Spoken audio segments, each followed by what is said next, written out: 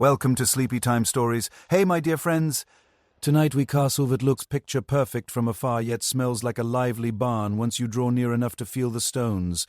The torches spit oily smoke, the straw in the courtyard steams from the day's warmth, and the moat exhales a breath like a soup nobody asked for. You came for romance, sure, but it arrives bundled with chamber pots, fleas, and the kind of noises that make you wonder if the walls themselves have indigestion. You probably won't survive this socially, at least if you try to act like everything smells fine. So, before you settle in, take a second to like the video and subscribe, but only if you truly enjoy what I do here. Tell me where you are watching from and what time it is there. I love seeing the world clock light up in the comments. Now, dim the lights. Maybe turn on a fan for that soft background hum, and let's ease into tonight's journey together. You trudge toward the gatehouse, boots scuffing through a mix of straw and something politely called refuse. And your first lesson arrives.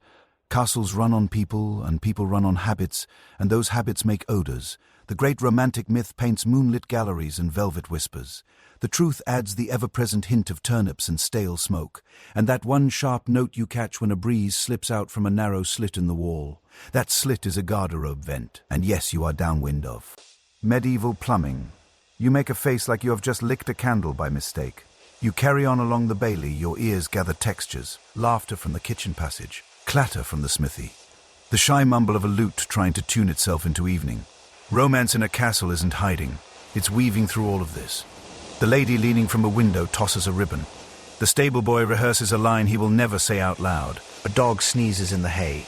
You pass beneath banners that promise noble ideals, and your nose finds a less noble subplot. Joke number 1. Courtly love says hearts are pure, but it forgot to include the line where everyone politely coughs when the wind carries the latrine tower's greeting. You learn the first practical rule. If you want privacy, walk slowly. Faster makes noise. Slow steps let conversations part like reeds in a brook. All those hushed threads floating past without snagging on your curiosity. The keepstone cools the air and your skin pebbles, with that particular evening chill that whispers blankets later plural. A serving girl shoulder checks a door with the skill of someone who has opened it 1,000 times with hands full, and you realize castle romance is a choreography. Glances timed to the passing of trenchers, notes exchanged with laundry, meetings arranged on the excuse of fetching rosemary from the still room. Historians still debate whether people bathed more than we give them credit for, but everyone agrees they mastered the art of passing a message without moving their lips.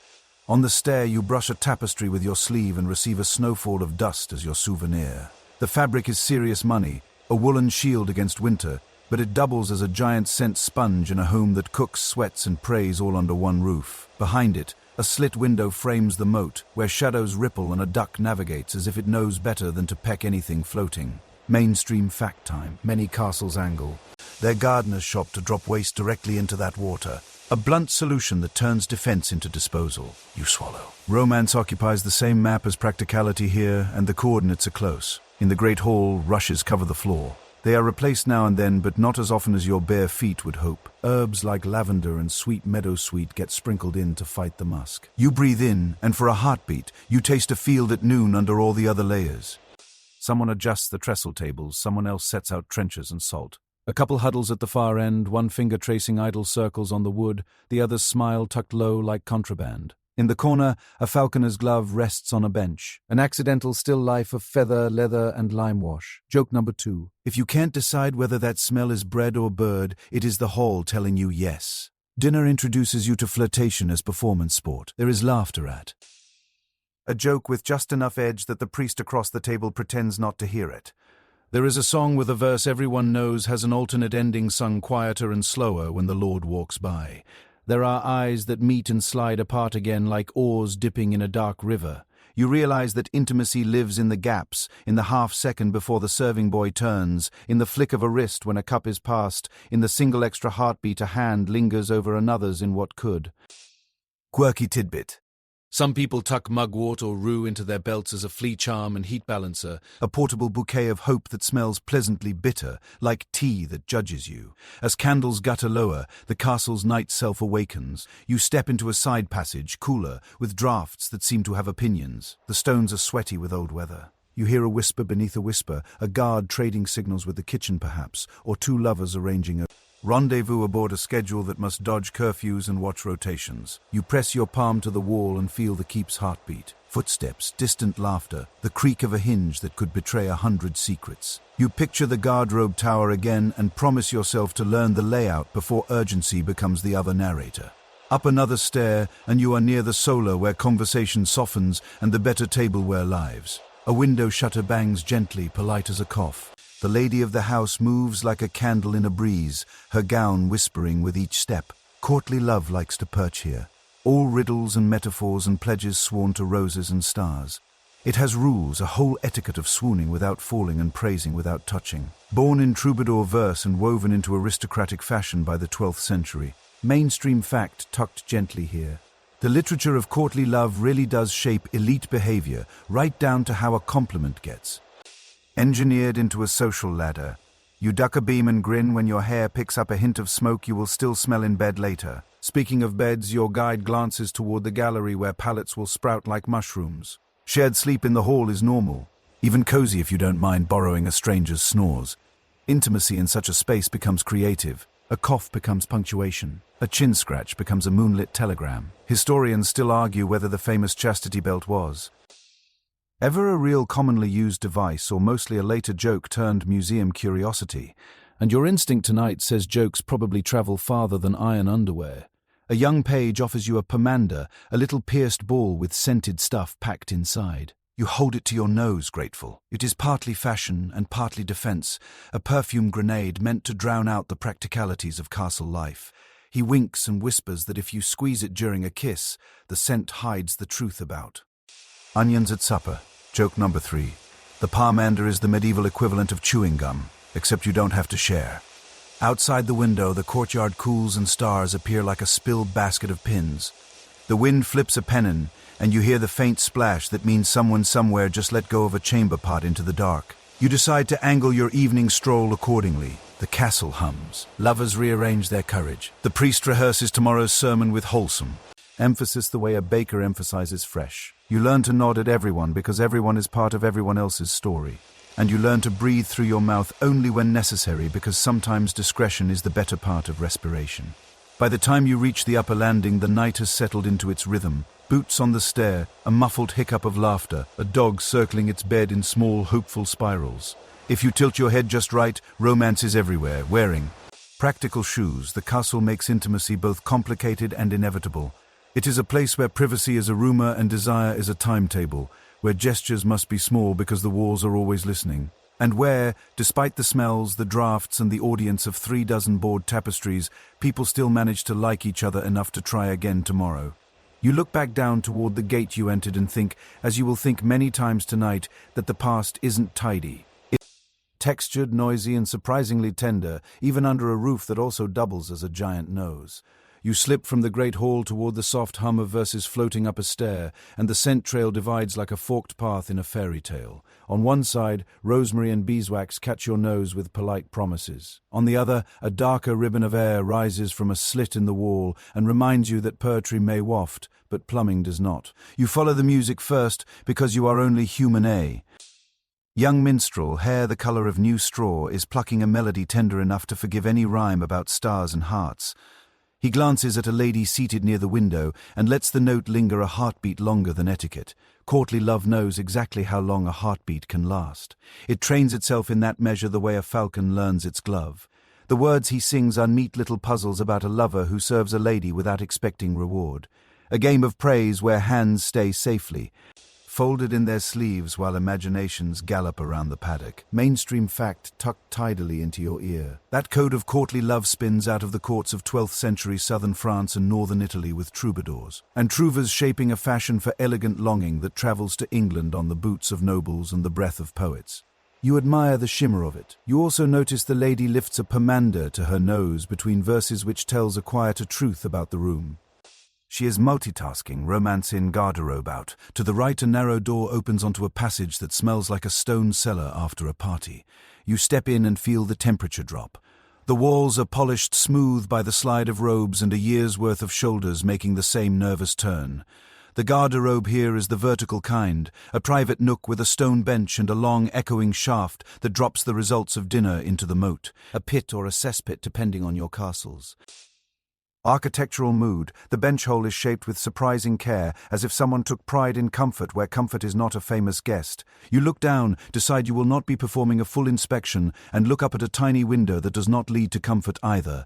Air moves. That is the best thing you can say. A servant has pinned sprigs of sweet woodruff near the opening, plus a length of linen that looks like it has had a career. You consider the journey of that cloth, laundry and place like this can involve lye made from wood ash, beating garments against boards, and a day's hard work that leaves knuckles raw and the fabric bright.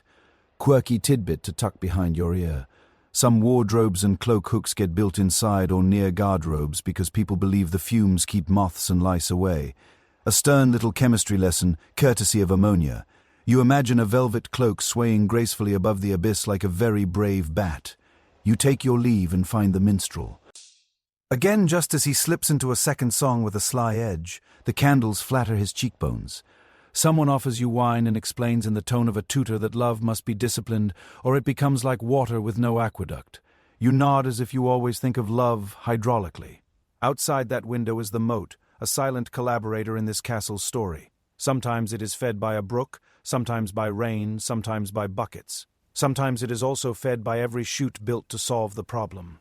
You just saw, historians still argue whether moats routinely doubled as giant toilets or if many castles preferred contained pits for reasons of smell and defense, but your nose suggests at least this one makes a generous contribution. Poetry and plumbing keep sharing the hallway. A knight in a linen shirt quotes a line from a romance to a kitchen maid carrying leeks. And she laughs the laugh of a person who has chopped onions all day and now knows the secret value of a window. He pretends the smell is nothing and she pretends to believe him.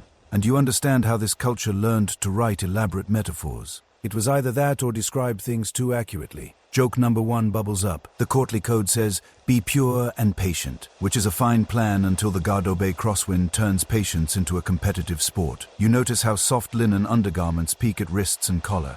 People here swear by linen, not because they bathe daily, but because swapping clean. Layers does something honorable for the mood. Fabric against skin is the first draft of hygiene. And you can smell the difference between someone who changed after supper and someone who did not. The lady with the pomander lowers it to listen, and you catch her hair's clean, grassy scent beneath the spiced resin. Guess who has access to the still room and a willing maid with steady hands? Guess who does not? Class shows itself not only in jewels and verses, but in how convincingly one can. Pretend the air is always fresh. The minstrel modulates into a tune about secret meetings. And yes, your eyebrows rise because for all its rules, the court loves a loophole. The lyrics praise the power of a glove dropped on a stair, a ribbon tied to a window latch, a breeze that nudges a shutter at the agreed hour. The castle's layout cooperates. Passages veer. Stairways intersect like gossip. A door behind a tapestry opens to a second door that opens to a nook with a bench that smells like walnut oil and the faintly medicinal stink of the privy that shares the wall. You imagine a pair of lovers whispering there, one eye on the latch, one hand on a pomander, timing a kiss to the moment a scullion trundles past with a bucket. In the kitchen, fat smokes softly over the hearth, and the smell feels honest. A cook wipes a board with stale bread and tells you that the Lord prefers mint in his hand-washing basin, a courtesy that makes fingertips smell like a garden, even if the rest of the person smells like a horseback commute. You find this charming in a pragmatic way. Mainstream fact, second plate served. Many halls set out ewers and towels before and after meals because washing hands at the table is as performative as grace and as necessary as salt. It does not fix everything. It does make touching the lute strings after supper a gift to the next song. You wander back toward the passage with the slit window that looks onto the moat. The water reflects stars with a nervous flicker. You imagine the chain of cause and effect that begins with a song and ends with someone deciding which side of the yard to favor on their evening walk. Joke number 2 taps your shoulder. You cannot call it a starry night when half the constellations are rippling because the garderobe tower just made a wish. Someone teases you for your cautious steps and asks if you are new to stone houses. You smile and deploy your favorite deflection, which is to praise the minstrel's verse until he launches into a tale of a famous lady who granted her knight a sleeve to wear in battle. Color matched to her gown by moonlight. The moral is about fidelity. The subtext is about visibility. Everyone sees what you are permitted to show. Everyone smells what you cannot hide. Historians still argue whether common folk were scandalized by aristocratic flirtation or simply amused. But every face in this hall wears the calm of people who have seen this dance before. Boy brings a bundle of dried rushes and herbs to scatter near the hearth for tomorrow's floor refresh. You catch mugwort again, plus lemon balm and something sharper that might be pennyroyal.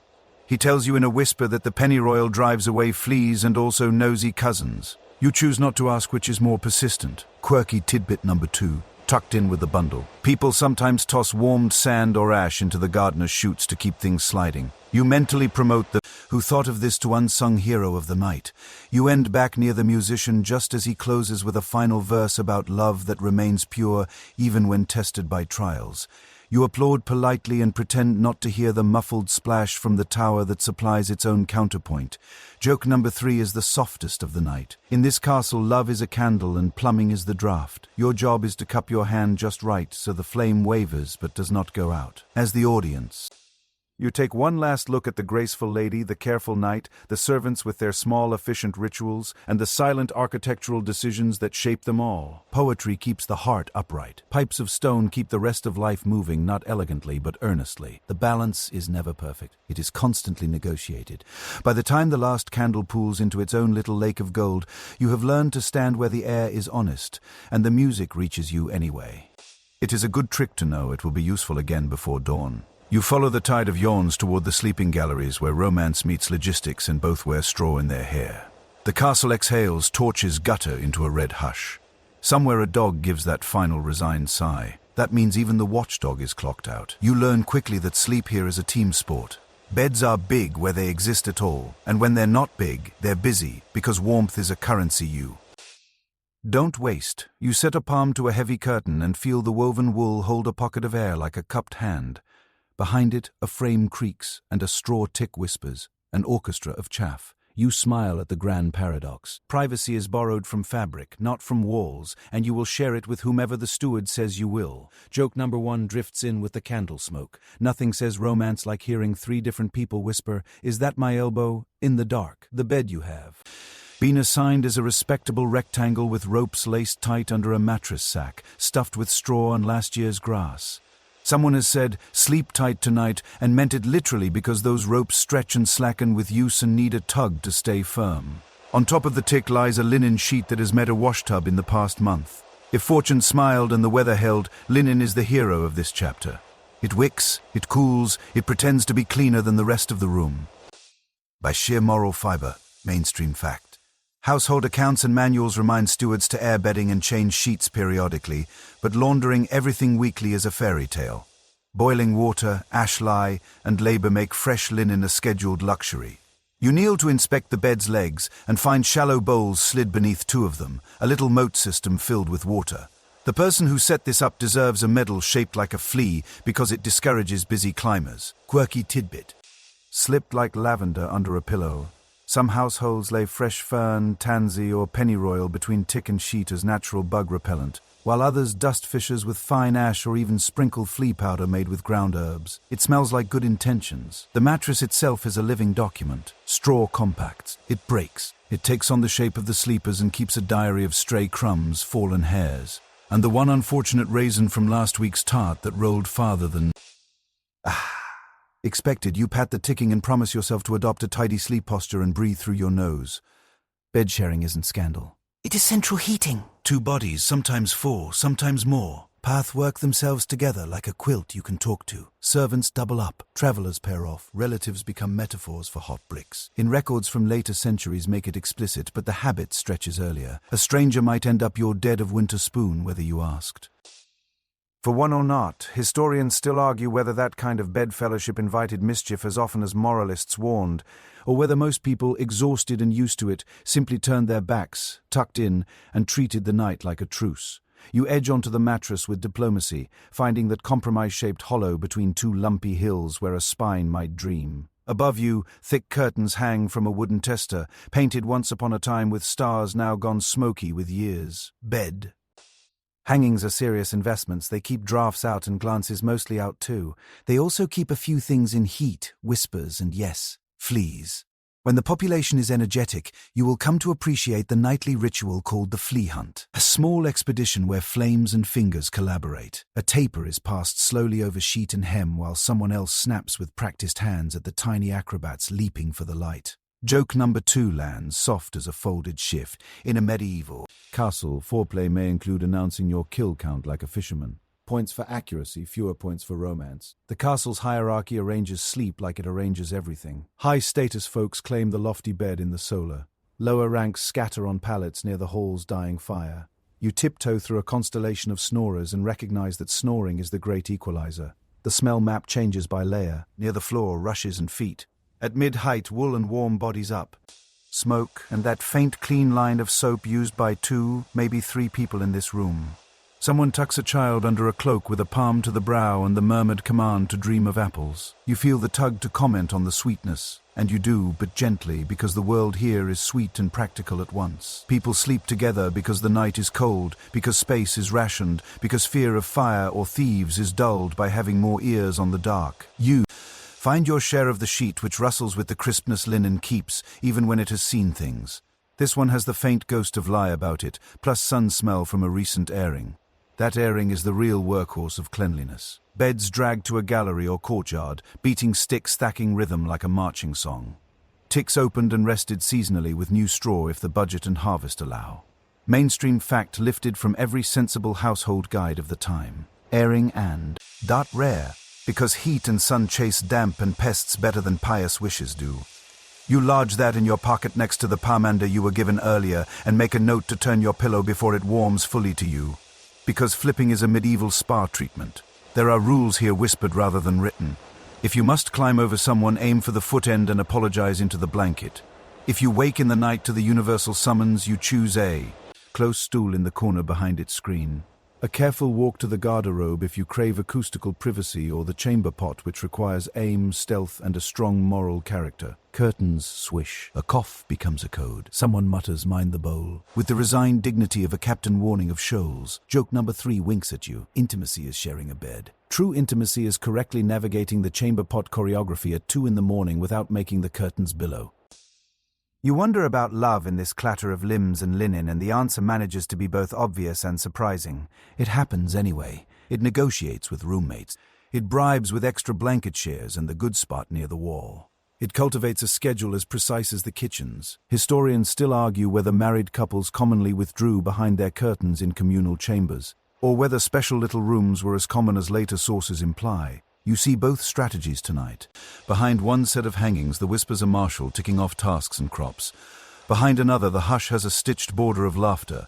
Behind a third, 2 hands share a pomander like a relay baton. And the only thing risque is the promise to wash it tomorrow. You learn the names of things with sleepy pride. The long linen shift that keeps your skin from the wool is your truce with the fabric. The bolster cradles necks. The bedstaff, a smooth rod kept nearby, prods the mattress into shape, and when needed, thwacks lumps or uninvited creatures with equitable zeal.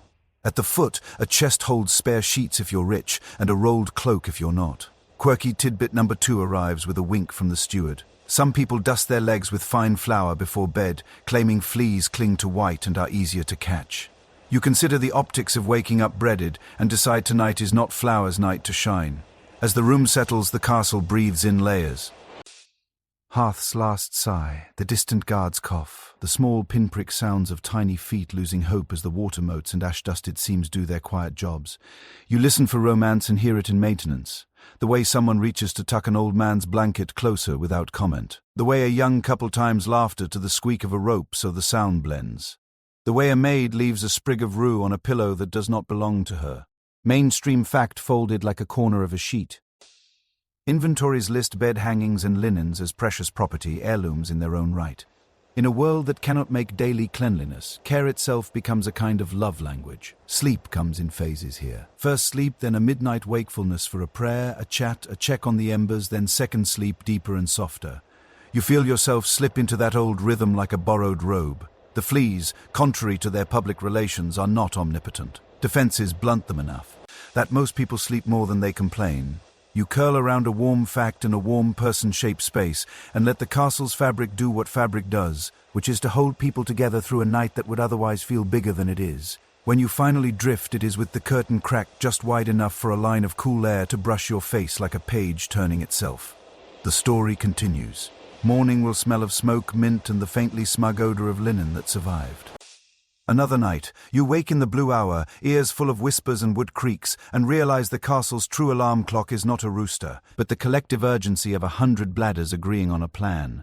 Curtains stir, feet find shoes by feel. Someone clears a throat with the gravity of a herald announcing a Tory. You join the migration, a sleepy river flowing toward the cold stone truth of the garderobe tower, where privacy is more of a rumor than a resource, and the architecture keeps its own diary of who ate turnips. The corridor narrows and the air comes on like a warning label. A slit window pulls the draft out and up, but the draft has a sense of humor. You learn the stance, the one locals use. Shoulder to the wall, face angled toward the breadth of the window, one hand guarding your pomander like a tiny citrus bodyguard. A bench of stone presents itself, hole neatly cut, edges smoothed by centuries of careful negotiations with gravity. Mainstream fact tucked politely in. Castle garderobes are vertical shafts carried within the outer wall, dropping to a pit cess tank or directly into the moat depending on the site. Builders sometimes can't the chute outward so fluids don't freeze into regret. Your eyes slide down the darkness a few inches and then back up in a brisk retreat as if you have just stared into the abyss, stirred. Behind your shoulder, a voice murmurs a joke about the throne, which is optimistic branding for a hole with ambitions. Joke. Number 1 lands like a feather. When people say the castle has good defenses, they rarely mean the draft in the latrine, but it does keep certain enemies at bay. The walls here are thick enough to swallow most sound, but not all, and you become fluent in the etiquette of coughs. 1 polite cough means occupied. 2 means hurry kindly. 3 is not etiquette. 3 is a story for later. The bench has a small shelf with niceties, a sprig of mint tucked into a crack, a folded scrap of worn linen.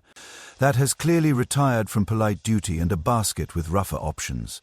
You examine the basket and meet moss, straw twists, and a scrap of wool that has fallen from fashion's favor. Quirky tidbit. In some households, a dedicated torch or wipe rag hangs on a peg and earns the kind of respect that comes from quiet heroism. You decide not to ask how often it meets the washtub and instead focus on the window view, which is a sliver of sky pretending to be a fresco of freedom. The floor slopes toward a drain. The stones gleam with a sheen that tells you water visits here often, though perhaps not with the enthusiasm you crave. Someone has scattered warm ash in the chute to encourage the important parts of physics.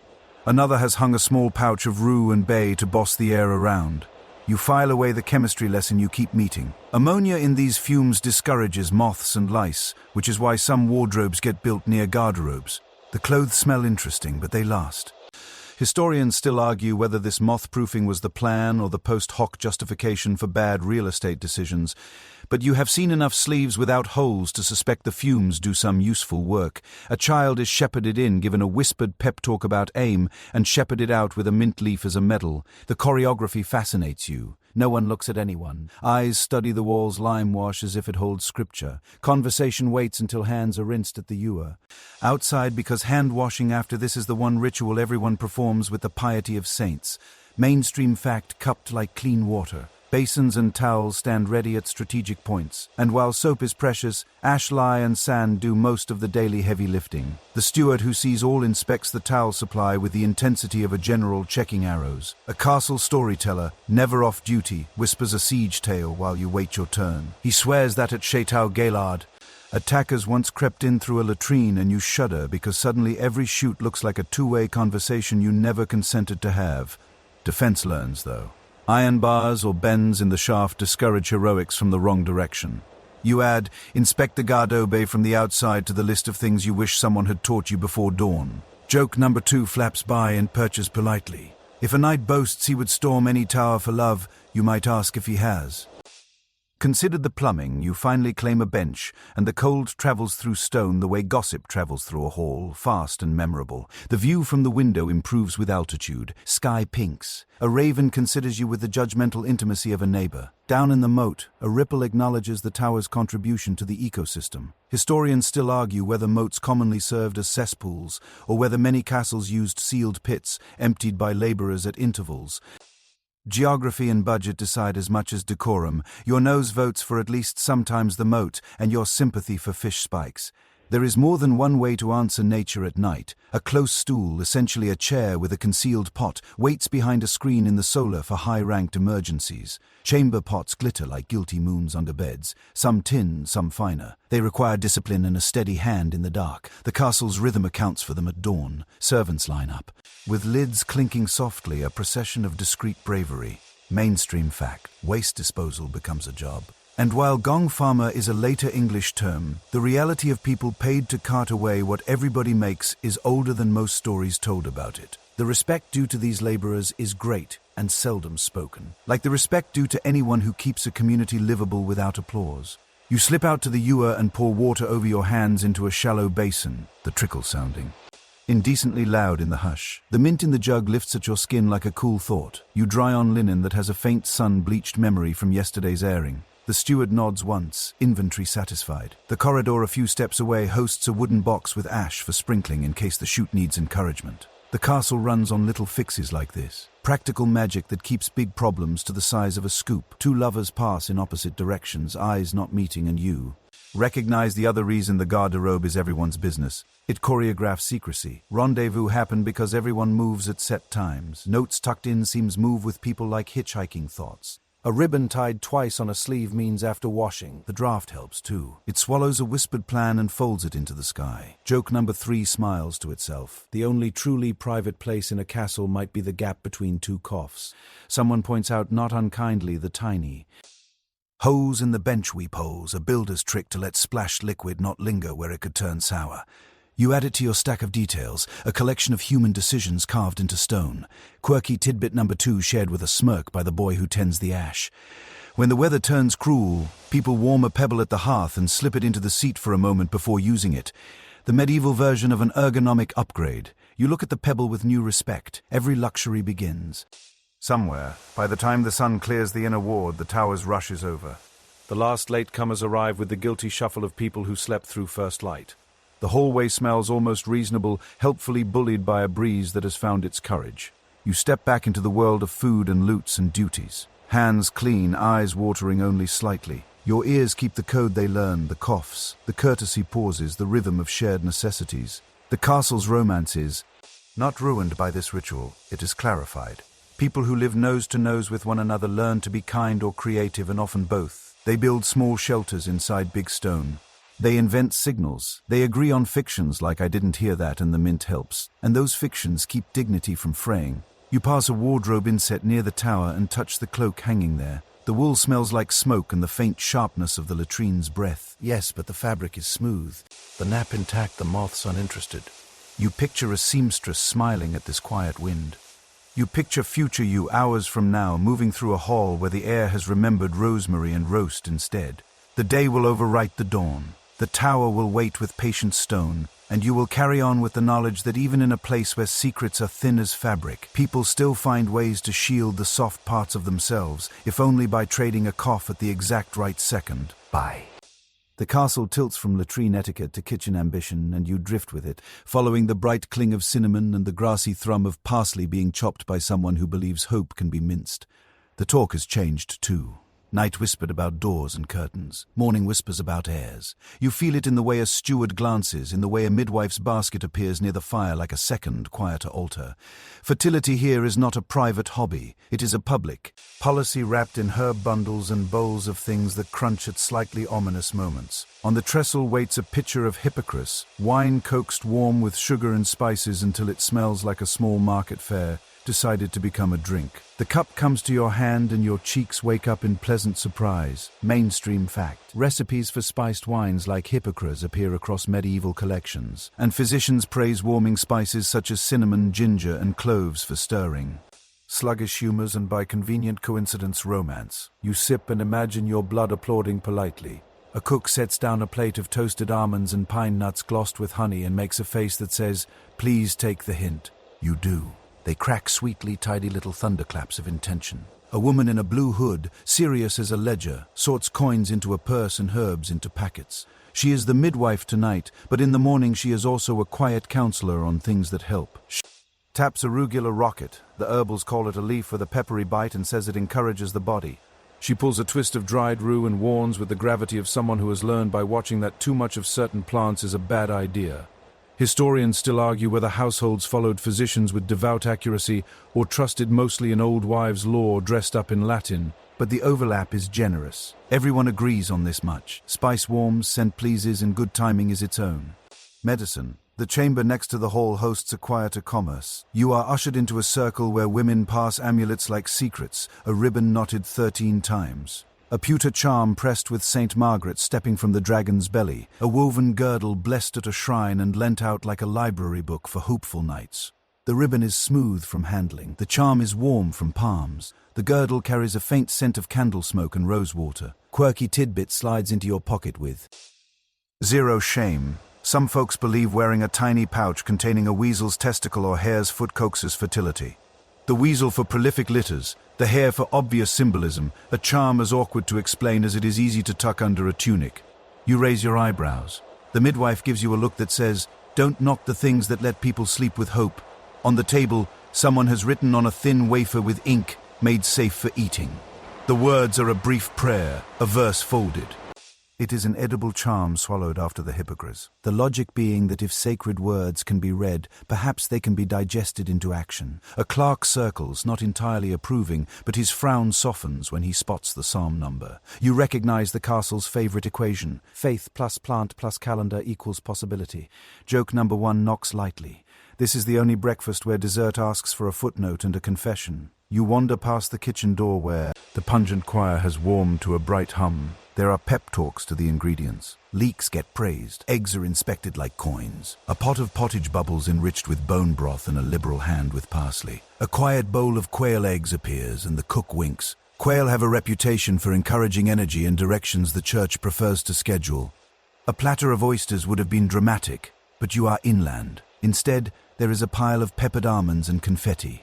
Sugar-crusted coriander seeds that spark the tongue and sweeten breath. An edible alibi, mainstream fact tucked beside the almond dish. Sugar arrives as a luxury through trade and is used as medicine as much as a treat. The physician's sweet spoon married to the cook's candied seed. Not all remedies arrive in bowls. A white-haired steward reminds you of the right days, pointing to a waxy calendar board pricked for moon phases and saints. The logic follows the old books. Choose nights when moon waxes, when certain stars climb, when feast days lend courage. Historians still argue whether couples obeyed these planetary timetables or merely nodded at them while obeying convenience. But the rules exist, nudging the bedchamber into a minor planetarium. Love, it turns out, keeps an eye on the sky and the ledger both. The midwife introduces you to Trotula by name, not as a person in the room, but as a thread in the tapestry, writings from Salerno that recommend baths with specific herbs. Pessaries with honey, diets that balance hot and cold, cool lettuces for excessive heat, warming spices for chill. You listen, balancing curiosity with the knowledge that honey sounds charming until you imagine the logistics. She adds a warning you recognize as experience talking. Too much spice unsettles the stomach and the temper. You toast her with your second cup of hippocras and promise to respect the difference between warming and volcanic. Joke number 2 grins. Nothing kills a mood like discovering your aphrodisiac is actually a sprint interval for your intestines. Then there are the things you are asked not to try. Spanish fly gets whispered about beetles dried and ground into a powder that can inflame in all the wrong ways. The midwife's face goes stern as a drawbridge. You file the expression under no really no and decide that if a remedy arrives with beetle wings and a warning label you cannot read, pass. Instead she offers a gentler ritual, a bath scented with savory. And marjoram, a combing of hair with rose oil, a bed warmed with a stone wrapped in cloth, half medicine, half kindness. You see why people sleep better when she is in the building. A young scribe, cheeks newly fuzzy with adulthood, leans in to share a secret recipe passed by a friend who swears it works. Spice bread crumbled into hot milk with a finger of wine, stirred until it becomes a velvet spoonful. He calls it courage pudding. You try a taste and concede the name has merit. It is cozy, like being told a good outcome in advance. Quirky tidbit number 2 rides in with a cart of oddities. Someone claims a rooster's crest dried and powdered encourages male vigor. Someone else suggests powdered stag antler as a tonic. You quietly prefer almonds and laughter, which seem safer and produce fewer imaginative aftertastes. Timing becomes a character in the room, bossy but helpful. The steward suggests early nights are better than late feasts. The clergy remind you that certain days are. off limits by the penitentials counting too many saints, too many fasts. One calendar arranged like a maze you walk with patience.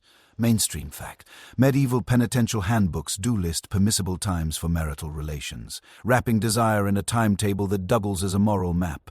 You nod, imagining bedroom schedules pinned between fish days and market days. Desire learning to wear a watch it didn't ask for. Outside the still room hums with glass and steam. A girl pours rosewater into tiny flasks. Another bruises mint with a pestle until the air smells brisk and awake.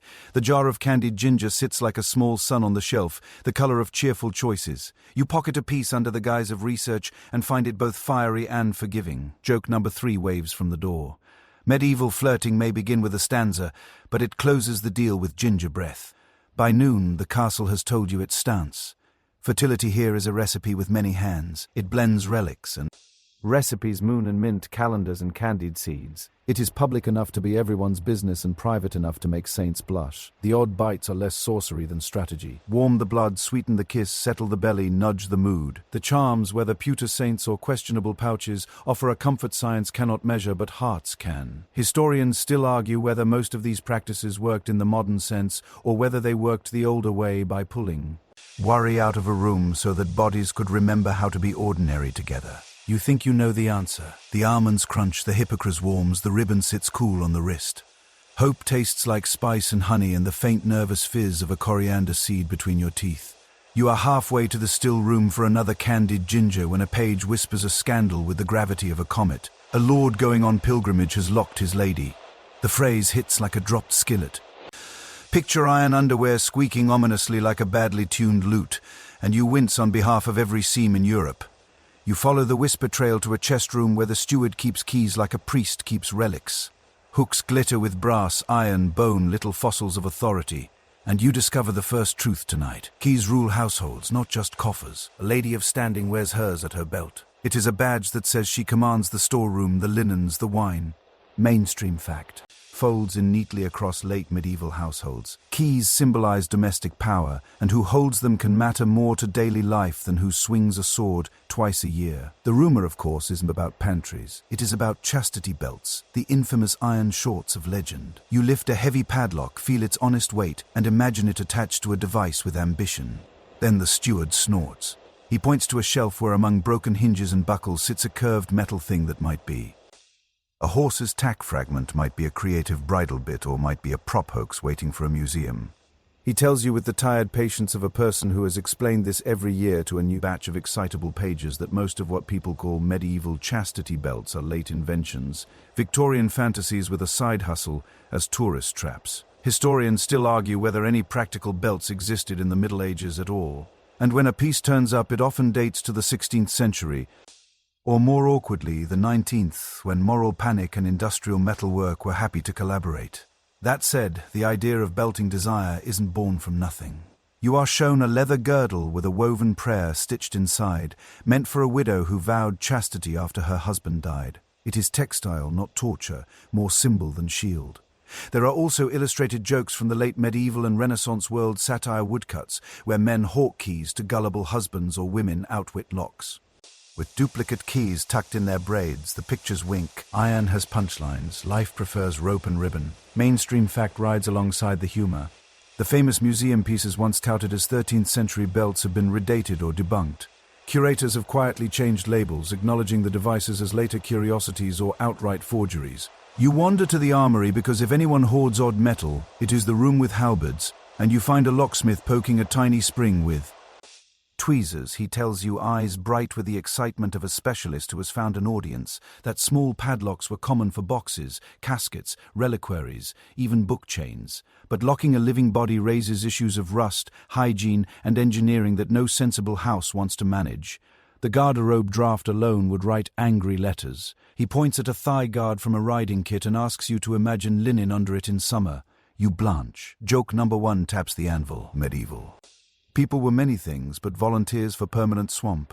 In an age of limited soap, unlikely. The stories you do hear of a merchant leaving, of a key kept in a coffer, often untangle into metaphors when you pull the threads, locking a chest that holds a wife's dowry. Sensible. Locking up the room where the lady sleeps so only specific servants enter. Plausible. Locking the lady. The steward raises an eyebrow so high it threatens the rafters. He reminds you of obvious logistics. Pregnancy is a goal for many households. Heirs don't arrive in iron shorts. The midwife's basket you saw this morning would sigh theatrically at the thought. Historians still argue whether a handful of punitive or ceremonial belts ever existed among the very rich and very anxious. One-off commissions more theatre than daily wear. But consensus keeps circling back to satire, sermon exaggeration, and later moral gadgetry. You examine a set of modesty garments instead, linen drawers that tie at the hip, mostly for men. And layers of shifts and kirtles for women that make privacy a matter of knots and timing rather than keys. Your fingers find the lacing pattern and you see how intimacy is its own language of fasten, unfasten, retty. Quirky tidbit glints. In some places, lovers exchange actual padlocks and keys as tokens. Without locking anything, a metal stand-in for trust, like wearing a promise you can hear when you walk. You like that better than the other version. It smells less like rust and more like a story that ends with a song. Back in the hall, a cleric reads aloud from a penitential manual that catalogues forbidden acts with the zeal of a bored librarian.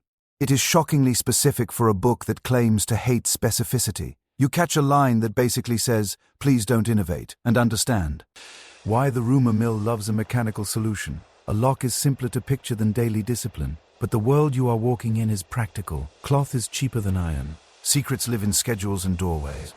The belt people actually use is surveillance. Cousins, servants, ladies in waiting. The busy hum of a place where you are never alone for long. Joke number 2 chuckles into your sleeve. The true chastity device is 12 people in one room and a dog that barks at feelings. Someone brings out a relic.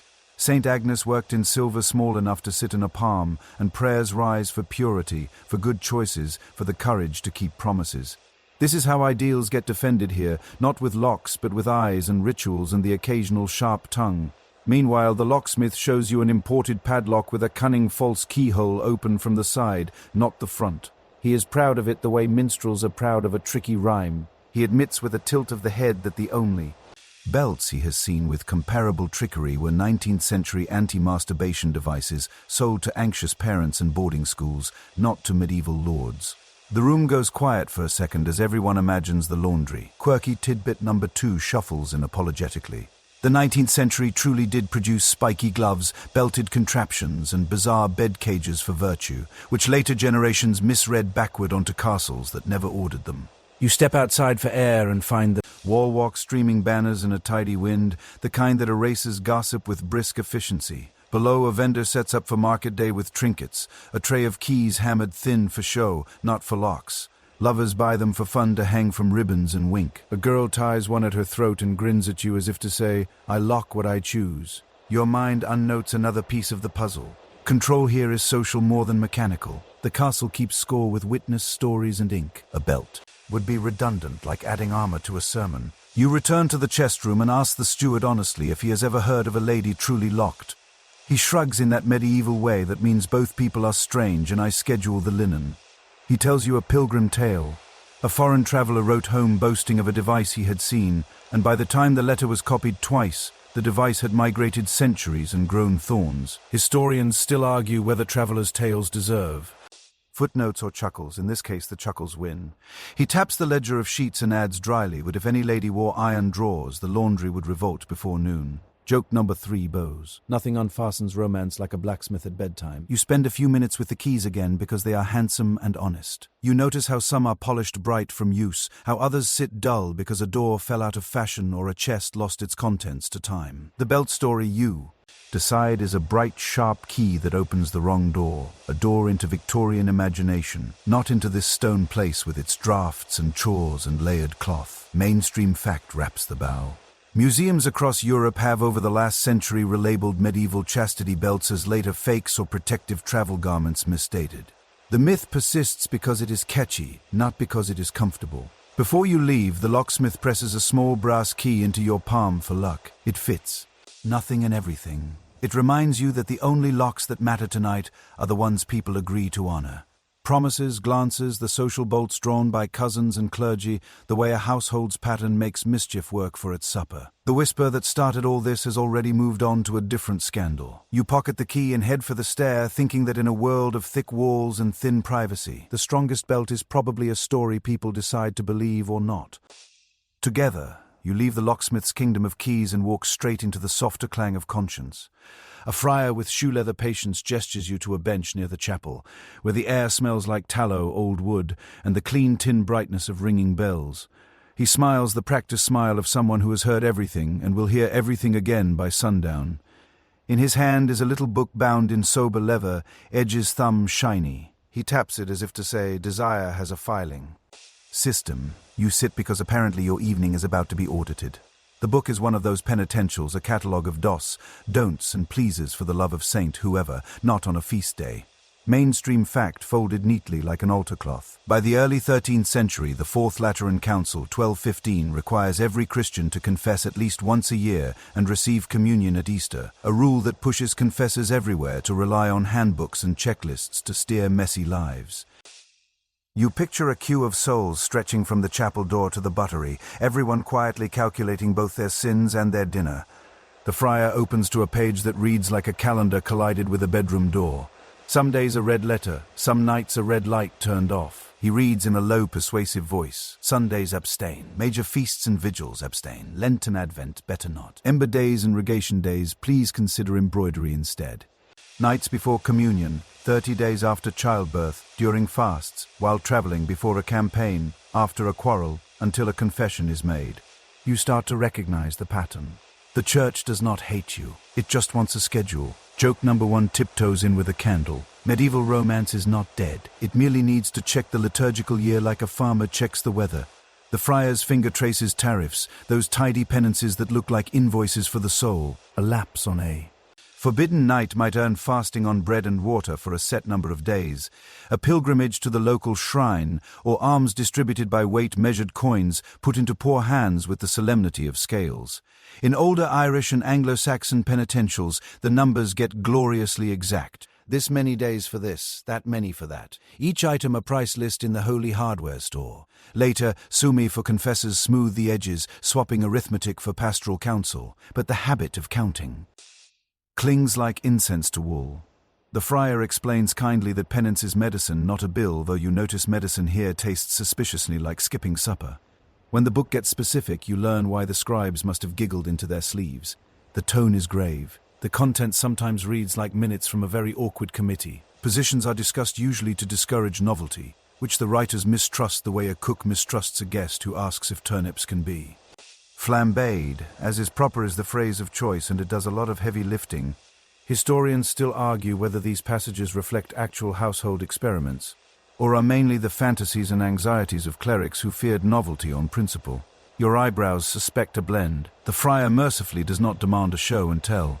He closes the book on that page as if tucking in a sneeze. Punishments can be upgraded or commuted. Fasting becomes coin if a laborer cannot afford the weakness. A set of psalms replaces a field day. Lighting candles before a saint's altar, paying for oil, gifting wax, all glow as acceptable offerings. You picture a guilty husband buying a candle the size of an oar and trying to carry it discreetly down the nave. Quirky tidbit drifts in like a rumor. Some handbooks recommend reciting the entire Psalter, 150 psalms, as a penance for stubborn habits, and a few zealous souls keep notched chords or prayer tallies to track progress in the same way, Cook tallies loaves. You glance at your fingers and estimate that your own tallying would end with a cramped hand and a renewed respect for Psalm 119's endurance. The confessor's manuals also lean into the medicine of the day, hot and cold, wet and dry.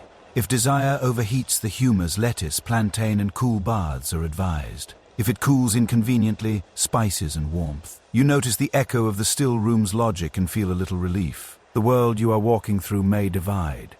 Love into licit and not tonight, but it also keeps room for simple human kindness, like suggesting couples sleep warm in winter so they wake charitable in the morning. The friar you are listening to is more shepherd than sheriff, and he is alert to causes, not only results. He asks about sleep, food, stress, the way your temper rides you. He suggests prayer before bed. Yes, but also a walk at dusk and fewer onions if you are short on confidence. Joke number 2 gives his cowl a friendly nudge. Somewhere between the hospital and the horoscope, the medieval confessional discovers the wellness routine. Because you are nosy and only mildly ashamed, you ask about fines in coin. The friar nods. Yes, alms can substitute for fasts. And yes, fines appear in law courts when scandals spill from bedrooms into parchment. Ecclesiastical courts handle accusations of adultery, broken promises, and annulments by witness. You have seen the scribe's dry quill. It loves facts, but will accept gossip if sworn properly. The friar warns gently that money will not fix a broken vow any more than a bigger candle fixes a badly built candlestick. Still, the poor benefit from the penitent rich, and the church, a practical institution that it is, channels regret into bread. You find this simultaneously moving and extremely spreadsheet. The friar folds in conjugal debt, that sober phrase meaning spouses owe each other kindness in bed when asked, a Christianized lift from older Roman law. It isn't. Romantic on the page, but in the right voice it becomes a reminder that marriage is a partnership of bodies, not only of lands and linens. Abuse, he adds firmly, is sin, not privilege. The book supports him. He is kind, but not soft. He believes people can do better, and he has a drawer full of small, doable assignments to help them start. Historians still argue whether such pastoral ideals shaped behavior more than family politics did. But the witness boxes of many courts suggest the counsel. Stuck more often than cynics assume, he shows you another aid to memory, a little wheel marked with sins and remedies, a rota for the anxious mind. Spin to anger, find Psalm 37. Spin to lust, find fasting and alms. Is it a toy? A teacher's prop? Both. He smiles at your fascination and tucks it away, perhaps because gadgets breed dependence. He would rather you learn to ask one simple question each night. Did my love today make someone safer? It is the sort of question that outlives fashions, locks, and even books. Priests are not the only referees. A confessor may be a monk passing through. A parish priest who knows your toddlers by their sneezes. A canon with a tidy Latin hand. They come with different temperaments. Some thunder, others forgive as if pouring warm water. The castle chooses to favor the second kind. You can tell from the whispering line that bends into the chapel with more hope than dread. The line contains minstrels with guilty verses, stewards with sharp tongues, brides with lonely eyes, and the one old guard who confesses to falling asleep on post and calls it sloth, though everyone knows it is age. The friar nods at each and prescribes penance that sounds like a way back rather than a wall. Of course, there is the perennial question, how strictly did people follow these calendars and checklists? Historians still argue whether the average couple abstained across half the year as the strictest lists imply, or whether most households negotiated with devout flexibility, honoring the big fasts and letting the minor vigils slide when hay had to be made and tempers needed mending. Your tour of the castle suggests life is negotiated everywhere, in kitchens, in garderobes, in halls and gardens, and yes, in beds.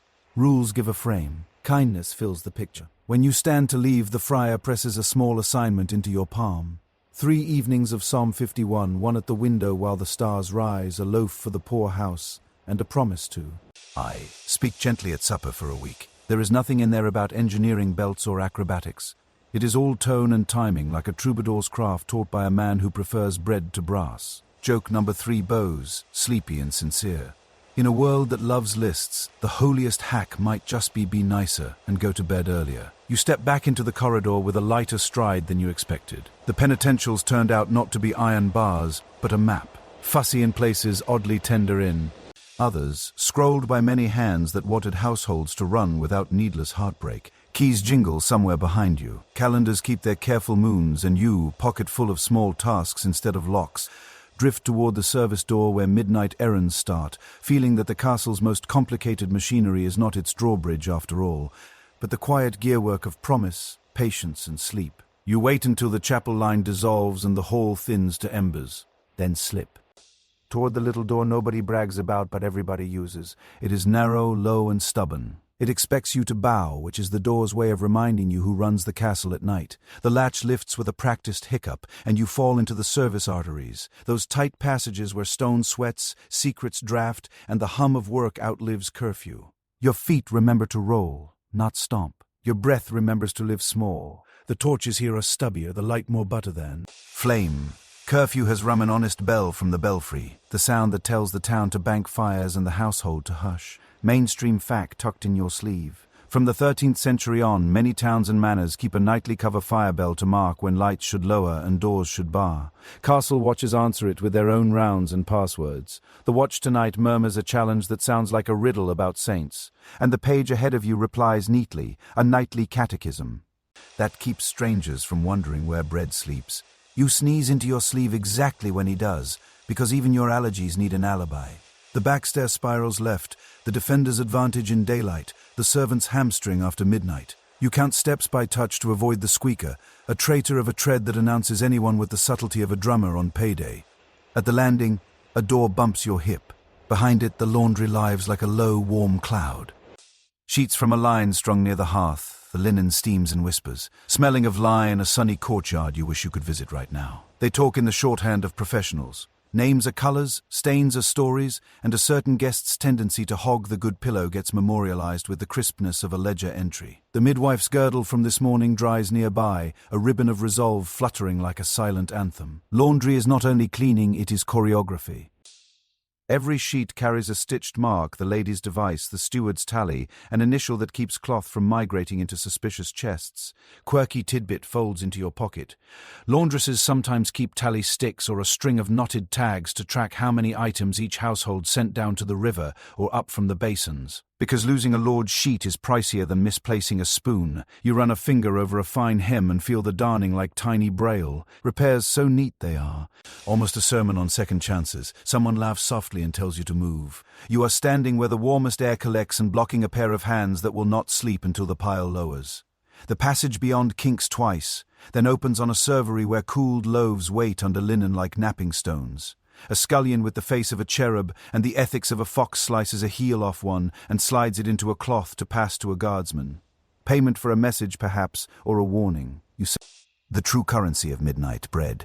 Best spots on the stair, a faster answer when you tug a sleeve tomorrow. Joke number one peeks around a trencher. The castle may run on duty in daylight, but after curfew it runs on carbs and gossip. Everything important travels this way when the moon is up. Letters folded small enough to fit under a nail, a coin sewn into a cuff, a palmander passed in a handshake so quick you doubt it until your palm remembers the cool perforated sphere. You think of the friar's calendar and realize rules need roots and roots need keepers.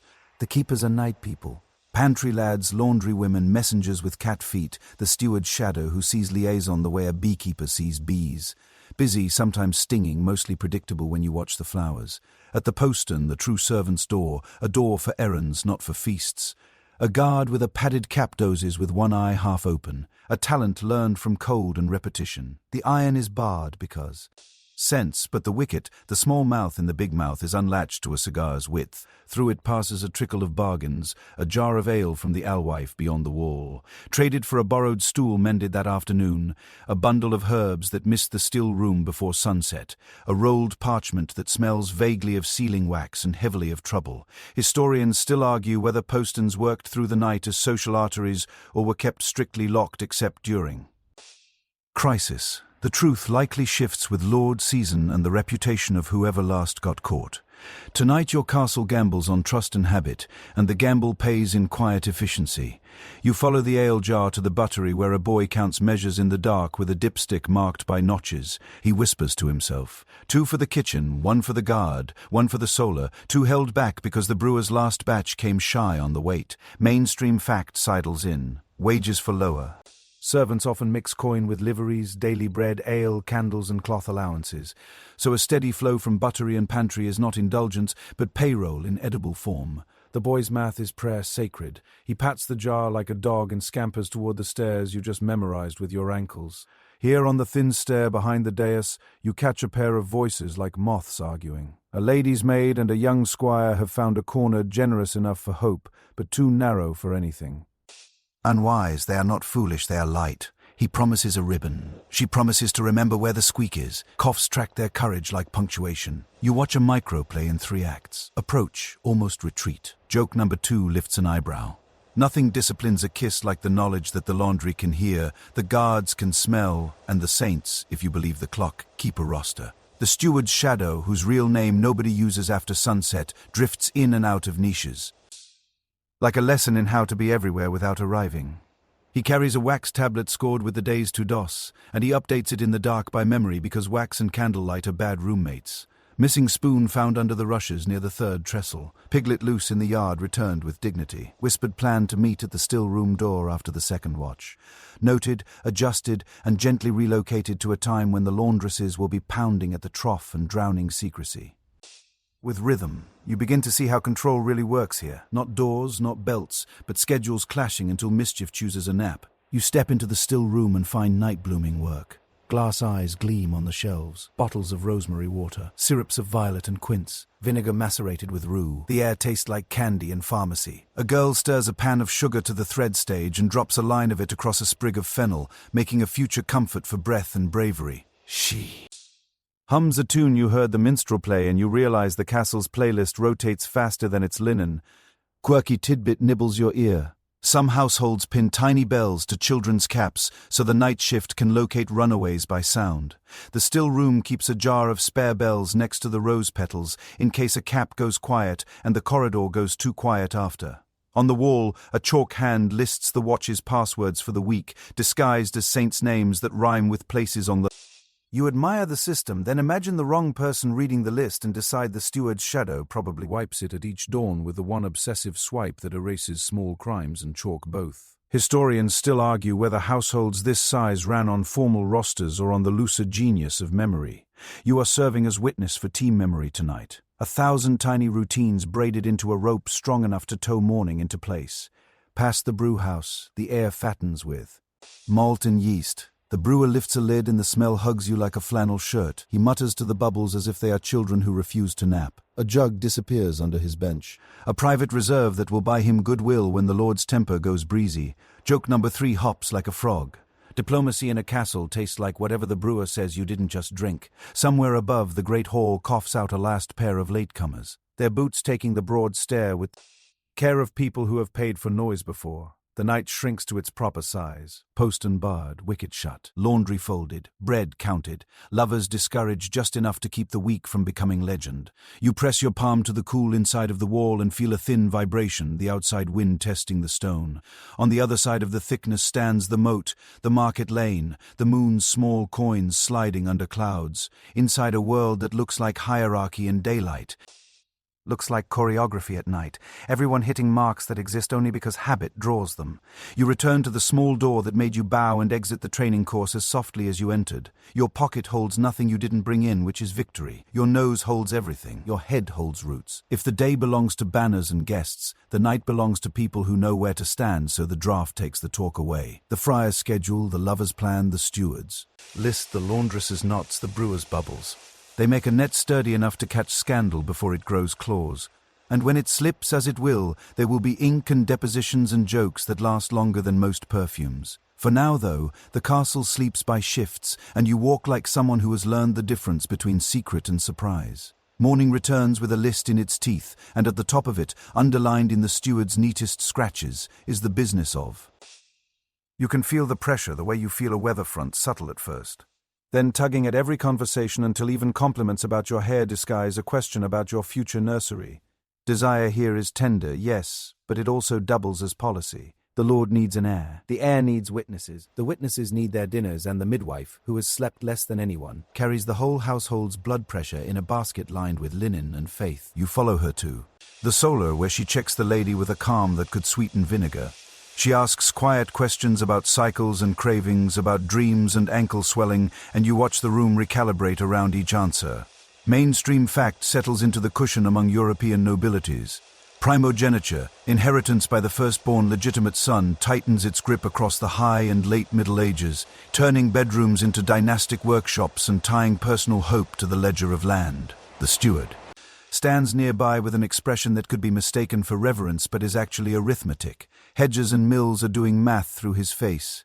The midwife lifts a hand to the lady's wrist and counts the pulse with 2 fingers and a half smile.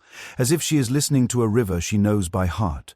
She opens her basket. Out come swaddling bands to be boiled and dried for luck. A little ampulla of holy water sealed with wax, lavender tucked into a pouch with St. Margaret stamped on the tin.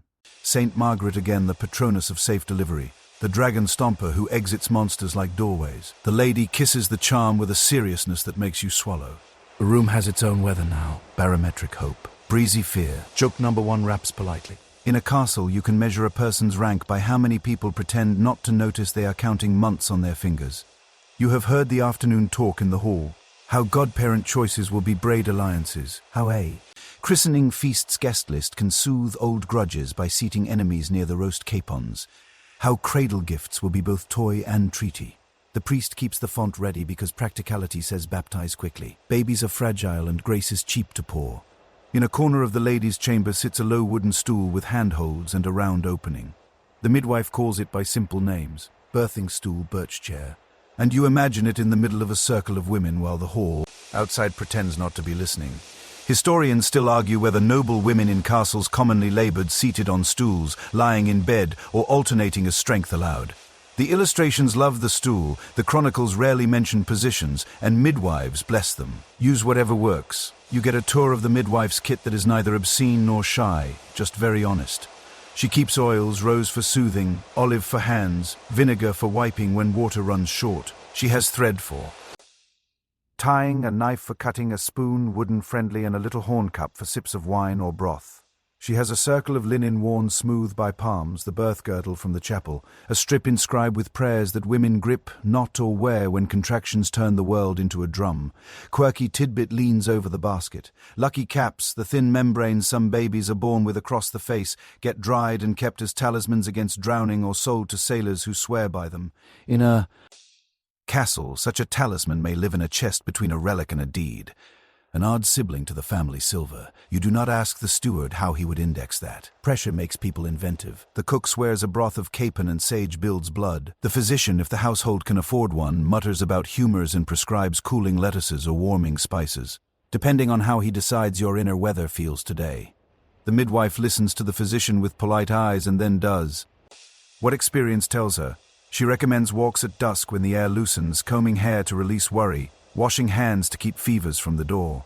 She trims the lady's nails like a ritual and tells a cheerful story about a birth that went so swiftly the stew barely knew it was neglected. Downstairs, the men talk in a different code. The lord runs a finger down a roll that lists lands and vassals and makes an absent-minded notch where a son would steady the line someday. There is talk of wardships and marriages. The way gardeners talk about trellises, necessary supports for climbing fruits. Joke number 2 checks the windows. If romance wears roses in the minstrel's songs, in the steward's ledger it prefers hedges, fences, and the occasional well-placed ditch. The women scheme joyfully yet practically. Who will be called to the lying-in? The lady's mother, if distance allows, 2 trusted neighbors of good hands, the herb wife with a knack for turning panic into tea. Linen is counted. A corner is screened to make the room a tent, draft-proof and woman-warm. When the time comes, the lord will be sent elsewhere, pacing stone into furrows, while the midwife keeps a chorus of instructions in a low, ordinary voice. Mainstream fact, voiced softly. Churching, the blessing of a mother in church after childbirth, awaits weeks down the road. A rite folded into community life that thanks, purifies by older thinking and welcomes. But before that, everything is lying in month or more of rest and guarding against visitors who bring gossip and disease in equal helpings. This is also where anxieties breed strange flowers. A cousin swears by threading a key on red wool and circling it 3 times above the belly so St. Gerard finds the door. Another insists the threshold must be crossed in the right direction when the labor starts, lest luck trip. The midwife nods at harmless gestures and bans the unhelpful. She will not permit too many bodies in the room. She will not tolerate advice shouted through the screen. She will allow with dignity the placing of a gospel book under the pillow, words as ballast when the body is a ship in heavy weather. Historians still argue whether clergy frowned on these mixtures of blessing and folk custom or quietly accepted whatever calmed the room. Parchment scolds, but parish life often hums with compromise. In the still room you find a jar labelled with a scrap of parchment for the pangs. It is honeyed wine coaxed herbs that make shoulders soften and give courage back its boots. The midwife marks the measure with a thumbnail and refuses second cups unless the room truly asks. Too much heat breeds its own storms. She does like ginger, though, and a spoon of quince paste, both of which are essentially edible pep talks. You pocket 1 more sliver of candied root and swear to share. Joke number 3 winks. When history writes female community, it sometimes really means a room where snacks and competence keep Fate from getting ideas. Sometimes the worst happens. The castle knows this too and stands ready with a basin, a candle, and the priest's soft shoes if the midwife calls. You see the solemn bundle of linens set aside for emergency baptism, a quiet promise that even a brief life will be named and held. The pressure to produce heirs does not erase the tenderness due to every small person. If anything, it sharpens it. The lady's lap, if fortune smiles, will feel both duty and delight, one heavy. One feather light, both braided so tightly that even the steward looks away when he sees it. Elsewhere, practical considerations multiply. The cradle stands near the bed to make night easy. A board is placed to keep drafts off tiny lungs. The fire is managed like a religion. Coals banked, sparks tamed, irons set back. Linen for diapers, clouts is piled in a wicker tower, ready for the laundry's river rhythm. You learn 5 different swaddling techniques in 10 minutes, each demonstrated by a maid on a doll whose painted eyes know more than they reveal. The midwife favors a firm wrap with room for hips, and she says so with a finality that brooks no argument. They sleep longer, she explains, which is the sort of wisdom that could rule kingdoms if kings listened. All this planning lives under a ceiling of time. If no baby comes, the castle changes key. More prayers, more recipes, more advice edged with impatience from relatives who think letters are cheap and opinions cheaper. Steward suggests a pilgrimage. The friar suggests patience and less onion. The physician suggests a different arrangement of hot and cold. The midwife suggests kindness. You tuck that last suggestion like a sprig of rue in your sleeve. It smells like clarity. Historians still argue whether aristocratic marriages were kinder or crueler about infertility than we assume from later centuries. Some annuls out of convenience disguise tenderness, and some loyalties outlive the ledger. By afternoon, the lady naps, the midwife mends a swaddling band with small, perfect stitches, and the rest of the castle exhales, shuffles back to business, but the air has shifted. You can taste it in the rosemary, the church bell's bright patience, the steward's extra glance at the calendar. Heirs are the castle's imagined future, flickering like sunlight on water. Midwives are the ones who steady the reflection. You step out of the solar and catch your own double in a darkened pane, present and future. Layered, for all the grossness of guard-robes and the logistics of beds, the truth here wears gentler clothes. People are trying to make more people, and the effort braids courage, superstition, skill, and laughter into something that sounds, when you listen right, like a lullaby started before the baby even breathes. You think you are prepared for ceremony. You have seen banners lifted and relics kissed, but nobody warns you that one of the biggest rituals happens when everyone is yawning and the torches are down to their honey-amber halos. After the feast, when the minstrels slide from courtly to cheeky, and the ale learns all your secrets, the hall gathers its courage for the bedding. Not the private kind, the staged kind, where romance, lore, and community link arms and hustle 2 people toward a mattress while pretending it is all very dignified. You feel your shoulders climb toward your ears on behalf of the bride and groom. You would rather duel a goose than be undressed by. Cousins with opinions. Joke number 1 clears its throat. Nothing says happily ever after like 30 people chanting kiss with the intensity of a tax audit. The steward signals, a bell blinks, and a line forms like a parade invented by nerves. Candles multiply. The couple process between them, the bride gripping a pomander like a talisman. The groom smiling the smile of a person who has rehearsed one expression and is now stuck with it. You trail in the slipstream, rehearsing sympathetic eye. Contact in case someone needs a human shield. Mainstream fact tucked behind the veil. Across much of medieval Europe, especially in aristocratic houses, there is a public bedding after the wedding, a rite with witnesses that blesses and, in legal imaginations, helps guarantee the consummation that canon law treats as the seal on a sacrament. Consent makes a marriage. Consummation makes it harder to dissolve. A practical detail that turns bedrooms into annexes of the court. Up the stairs to the solar they go. The same stair you mapped last night to dodge squeaks. The bed is haloed with candles and draped in sheets beaten into shine by the laundry. The priest or a senior kinswoman murmurs a blessing over the bed itself, a prayer asking for harmony, and with some frankness, children who grow straight and sturdy. A cup of warm posset, milk mulled with ale or wine, waits on a stool, comfort disguised as ceremony. You taste it when offered, and find it cozy enough to forgive the fact that 20 people are now adjusting the curtain cords like stagehands. Historians still argue whether every bedding included a priest, or if many were presided over by kin and custom alone.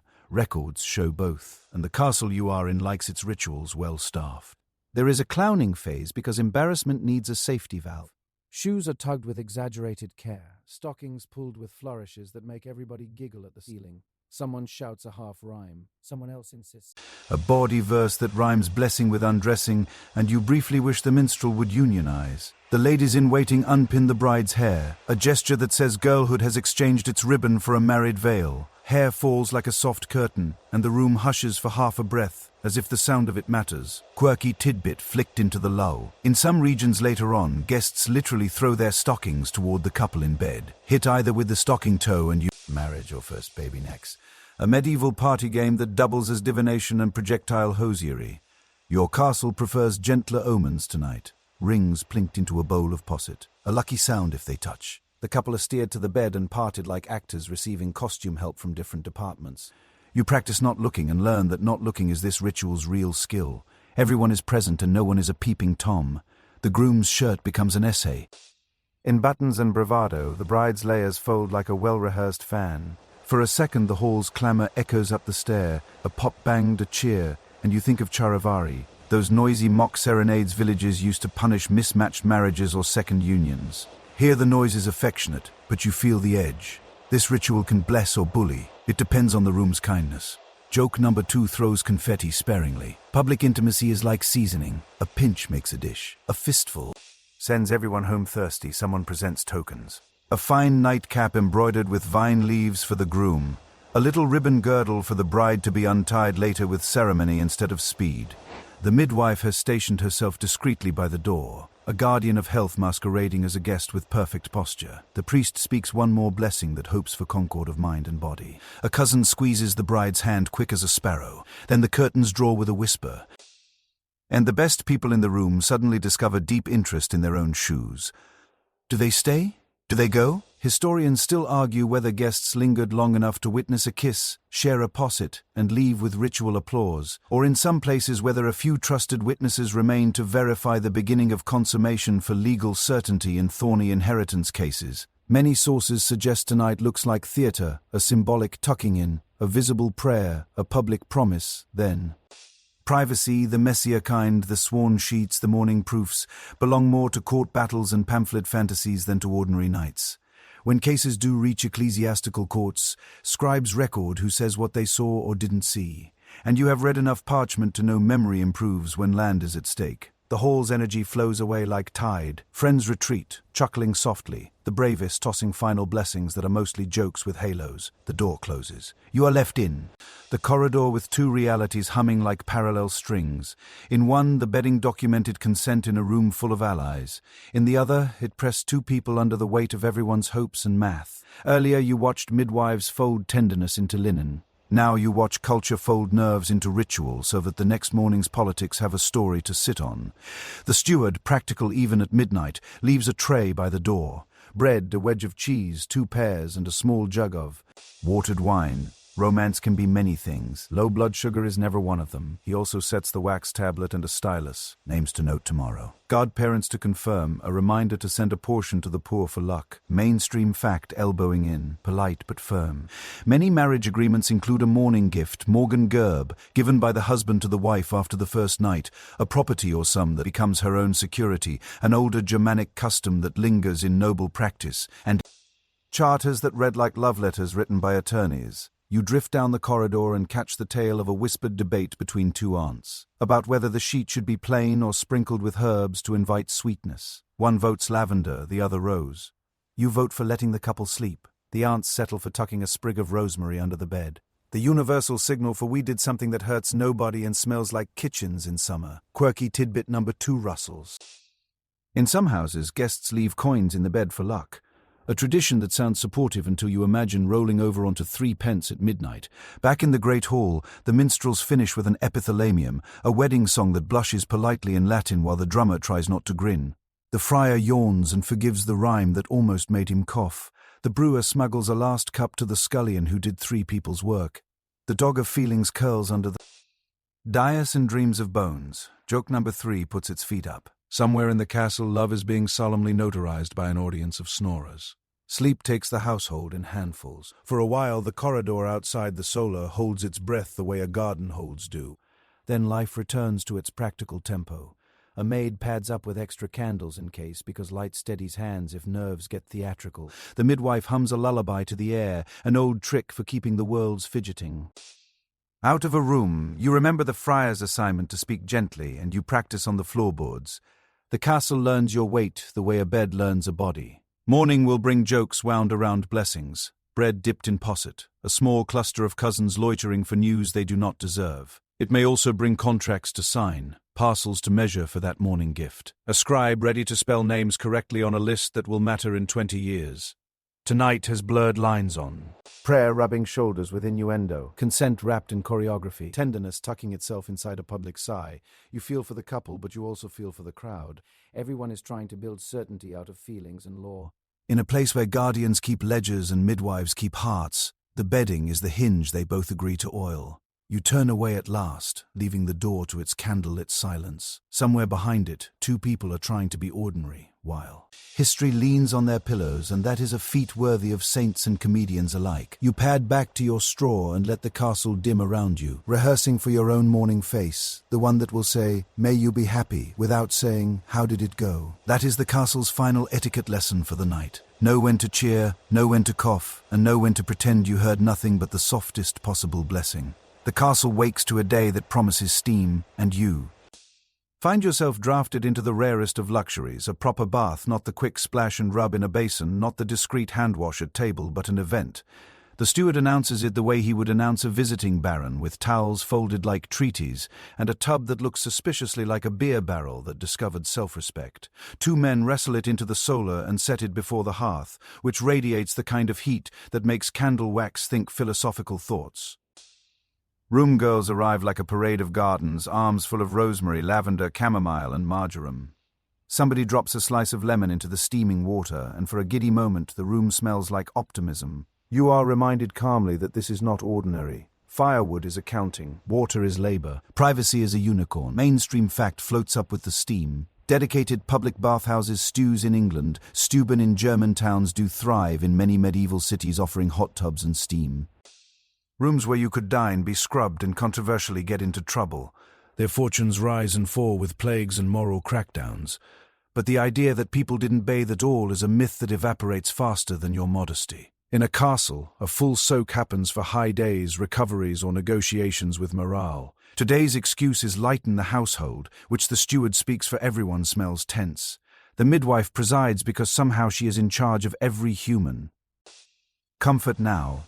She tests the water with a wrist and nods the nod of one who remembers that pleasantly hot becomes fainting if the fireboy gets enthusiastic. A plank lays across the tub like a little bridge. On it a couple sit and perhaps a slice of bread, because if you can't snack in the bath, why have a civilization at all? Quirky tidbit floats on a sprig of rosemary. In some town bathhouses, attendants brought wine and meat to bathers who sat 2 by 2 in big tubs, dining while steam curled. Their hair. Illustrations show couples wearing caps to keep the head cool, which feels adorably sensible until you remember the cap is also there so you don't scald your thoughts. You undress behind a tapestry that has seen more history than all your teachers combined, and you do it with the practiced efficiency of someone who has learned the castle's button schedule. The linen shift pauses at your shoulders, then slips. Cold air says, "Hello." Hot air answers. You step in. The first shock is a friendly punch. Your bones decide not to resign after all. The herbs soften and bloom, little green ghosts insisting you are a hillside. Joke number 1 peeks up from the plank. You smell like a garden now, which means the gardener won't know what to do with you. A maid kneels with a washball. Soap grains and fat kneaded with ground orris root and rose petals, rolled and dried until it becomes a scented marble that lavers gently. She rubs your hands with a linen cloth rough enough to feel. Like a tiny honest argument, and then does that miraculous shoulder squeeze that turns vertebrae into a choir. You float, you listen. Because the second purpose of baths after heat is gossip. The maid catalogues who tied a ribbon twice, who asked the brewer questions about grain yields in a voice not suitable for grain, who left a sprig of rosemary under a bed that was already sufficiently seasoned. You contribute a small at strategic intervals and promise the midwife you will not sink under. A physician appears, summoned by custom and curiosity. He has the air of a man who wants to be an astronomer and keeps being asked to advise on feet. He approves the herbs and the temperature and then clears his throat to deliver the lecture for which the bath is merely the prop. "Beware open pores," he says, wagging a finger that quivers like a thin candle. "Heat opens the skin's gates." Bad air, that miasma you met last night in the garderobe corridor can sneak in while. Your defenses are drowsy, you nod gravely, which is the correct response to Gaelic science delivered with feeling. He adds that vigorous activity immediately after bathing is unwise, which is both medical advice and an unsubtled sermon. Historians still argue whether physicians' warnings about open pores were primarily health concerns, chill, infection, or also polite attempts to discourage the bathhouse's reputation for the sort of extracurriculars the Friar's Handbook footnotes nervously. Likely both truths soaked together the way rosemary and gossip do. Steam bells the window and turns the world outside into a watercolor of rooftops and ravens. The midwife adds a ladle of hot water with the grace of a priest. You think of the town stews again, of how authorities sometimes closed them during plague years, then reopened them when panic eased, then closed them again when too many sermons got traction. In London, the stews along the bankside ended up policed, fined, and eventually shuttered, not because steam is sinful, but because steam gave bad company a rehearsal space. Your castle avoids the debate by importing luxury indoors where the watcher's eyes are familiar and the passwords are already in family. Across the tub, the steward's shadow consults the calendar you now recognize as the household's second conscience. Baths get scheduled to flank major feasts, arrivals, and legal moments. There is strategy to squeaky clean. A visiting bishop will bless you harder if a charter signing goes smoother when everyone's hands stop smelling like stables and start smelling like beeswax. Mainstream fact floats, towel dry. High-status households kept bath accounts. Wood, soap, herbs, attendance, because even relaxation gets audited. You lean back. The wood under your neck is a friendly crescent. The world quiets to drip, crackle, whisper. The maid fishes a few fleas from your linen pile with grim satisfaction and flicks them to their destiny in the hearth. Proof that defenses work better when they smell nice. She scrapes your arms lightly with the cloth. Not the bronze strigil of antiquity, but a medieval cousin called rubbing. Part massage, part exfoliation, all practical in a world that loves layers. Your skin learns to be a page again, not sandpaper. You will sleep like an argument that found its conclusion. Then the caution chorus returns, because this castle never does one mood at a time. The physician insists on a nap post-bath. The midwife insists on warm socks and a cap until your scalp forgets it met steam. The friar strolls by the door and hums a hymn loud enough to be a reminder. The bath is for health, not for reenacting those German woodcuts of double tubs and mischievous elbows. Joke number 2 slides a rubber duck across your imagination long before rubber ducks exist. If you hear quacking, it is probably a priest. Drying is its own theatre. 2 towels warmed on a rail arrive like affectionate clouds. A dab of rose oil at the wrists. A domestic luxury that will turn your hands into witnesses when you pass a cup at supper. The maid shakes your hair like a bell and then braids it because vanity is easier to permit when it looks like neatness. She pins a linen cap to guard the new softness from stray drafts and stray ideas. The steward appears with a robe that could smother a bad week and sets a stool so you can sit while the world considers you done. You sit and the world agrees. There is a cautionary story to earn the last. Ladle. A soldier once left a bathhouse flushed and strolled into a winter courtyard where the cold peeled his goodwill away so fast he promised to donate his armor to the first saint, who handed him a dry cloak. By morning he had neither armor nor warmth, because the saint was a lone shark with good timing. Historians still argue whether these don't catch cold tales are moral fables in disguise, nudging vanity toward prudence, or whether they record real mishaps in a climate that can turn water into regret in under 5 minutes. Either way, the lesson sticks. Then blanket. You think about dirt and virtue, which medieval people do not equate as lazily as modern jokes pretend. Dirt is often just work that didn't finish saying goodbye. Clean is a negotiated truce between fuel, time, weather, and the fact that one hawk, one kitchen, and one dog believe in you unconditionally. The bath remembers you as a pilgrim, not a prince. It gives your senses a holiday and sends you back to duty. Smelling like a field after rain. Joke number 3 dries itself on the last towel. If you fall in love tonight, it will be at least 12% because of the chamomile. As you stand, the maid tips in a final handful of rosemary for the next soul, she says, which is the castle's way of admitting that water is community. The tub will be dipped, the hearth fed, the towel line filled like Lydia's idea of a festival. A cup of hypocrisy appears because someone thinks you might faint from too much. Well-being proving that hospitality is both suspicious and thorough. You drink, and the spices remind your warmed blood to behave. You are bundled, shawled, and gently bullied to a window seat where the sunlight smears itself along the glass like honey. The physician retreats, satisfied that morals and pores have been addressed. The midwife counts the jars and smiles, satisfied that calm has been decanted into skin. The steward closes the ledger on bath complete and opens the one called superior contingencies. Outside the ravens look cleaner, though that might just be you. Inside your thoughts have edges again. The garderobe will still be a draft with opinions. The peds will still creak like honest ships, but for a few hours the castle smells like an herb garden that learned manners. And you are a person threaded back into comfort, tied off with a neat knot of caution so the warmth doesn't leak. Clean, bundled and smugly herbed. You follow the midwife's humming down the stair toward a different sort of pharmacy, the chapel's relic cupboard where hope comes in gold, glass and stories. The air cools as if it respects the bones it keeps. Candles burn with that steady flame that feels like a polite listener. A chest opens with a sigh you feel in your ankles. And the steward, suddenly reverent, lifts out objects that turn the room into a map of everywhere the castle has loved from afar. First the reliquaries, miniature cathedrals in silver, little towers and hands, with glass windows where splinters, threads and teeth live like well-behaved celebrities. Mainstream fact unfolds in candlelight. The cult of saints anchors medieval devotion, and by the 13th century shrines across Europe, Canterbury for Thomas Becket, Santiago de Compostela for St. James, Cologne for the Three Kings, draw pilgrims who return with badges, ampuli of holy oil or water, and stories strong enough to outwalk winter. You turn an ampulla in your fingers, the pewter impressed, with a familiar mitred profile, and the oil inside gleams like a patient sunrise.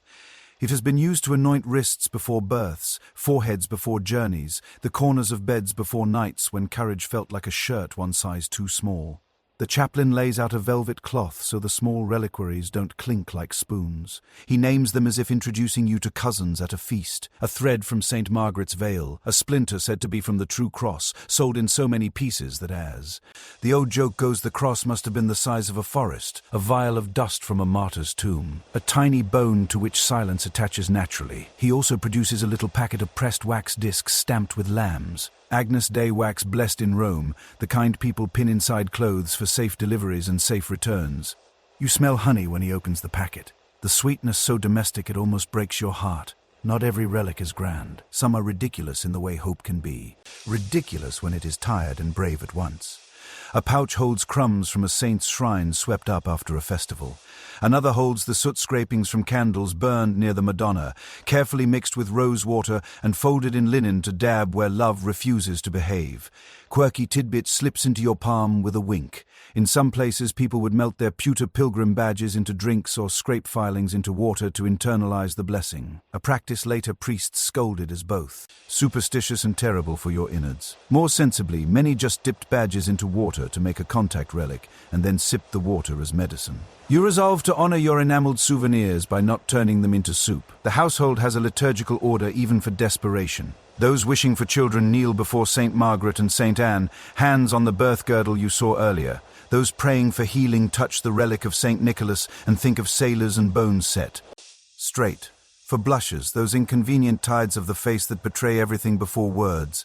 Someone recommends a touch to St. Veronica's cloth or its copy, because if a saint can capture a face on linen, she can surely persuade your cheeks to behave in public. Historians still argue whether particular saints had formal jurisdictions or whether popular imagination assigns specialties ad hoc. The pattern looks official because repetition is the best publicity. The chaplain is practical in his.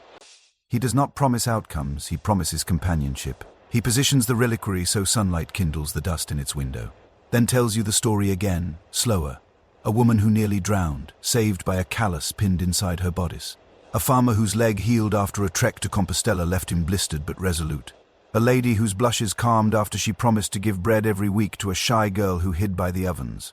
The miracles here are both huge and small. The ones have better attendance. On a side table lie pilgrim badges pinned like beetles to a strip of cloth. Each an itinerary in metal. Cockle shells for Santiago, ampuli stamped with Beckett's shrine, bells for Mont Saint Mitchell, tiny horseshoes for local martyrs who helped lame beasts in more ways than one. You graze their edges with a fingertip and think about trade routes braided with prayer roots.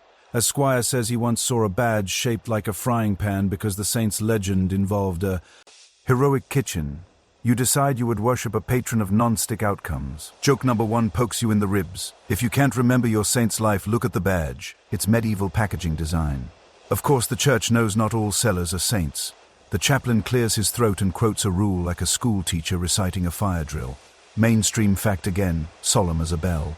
The Fourth Lateran Council in 1215 forbade the public veneration of new relics without papal approval, and scolded the buying and selling of them. Because markets breed both devotion and nonsense, bishops were instructed to verify and guard relics, to keep households from filling their cupboards with persuasive splinters that used to be fence posts. You imagine a market stall with identical feathers of the holy dove and have to grip your own face to keep it from doing editorial work. Even with rules, the world trades in holiness the way it trades in salt. The castle's vendor arrives on market day, with sachets, little cloth packets scented with lavender, stamped with tiny saints, and tied with red thread. Inside is usually a scrap of paper with a prayer and a pinch of dust from the saint's altar, plus rosemary to disguise the fact that dust is mostly dust.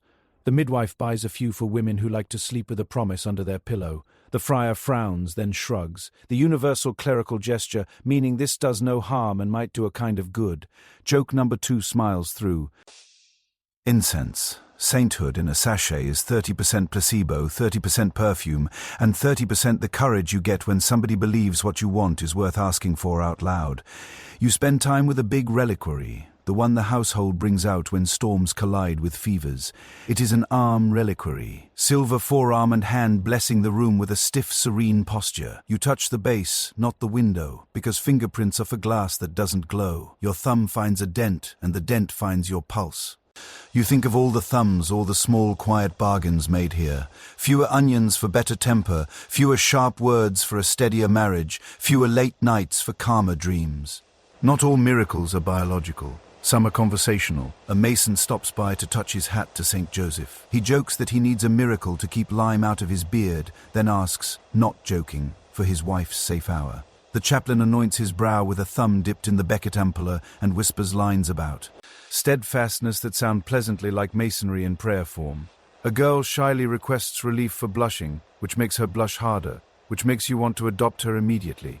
The chaplain suggests she carry a badge in her pocket and touch it before speaking, a sacramental fidget that might interrupt the body's habit loop. Historians still argue whether relic cures were mostly psychosomatic encouragements or whether occasional infections actually remitted after contact. The records preserve the testimony, not the mechanisms, and faith remains better at narrative than at footnotes.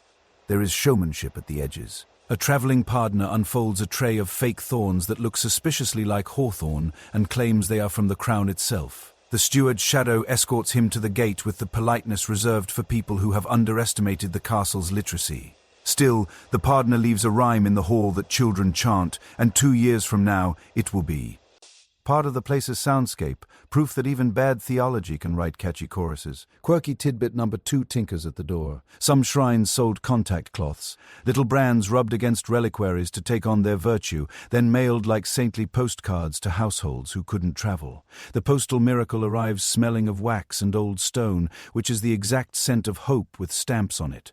As afternoon grows honey-colored, the chaplain leads a small procession around the solar reliquary held high, a litany murmured. You join because everyone does. The words are simple, the rhythm familiar, the cadence a handrail for tired minds.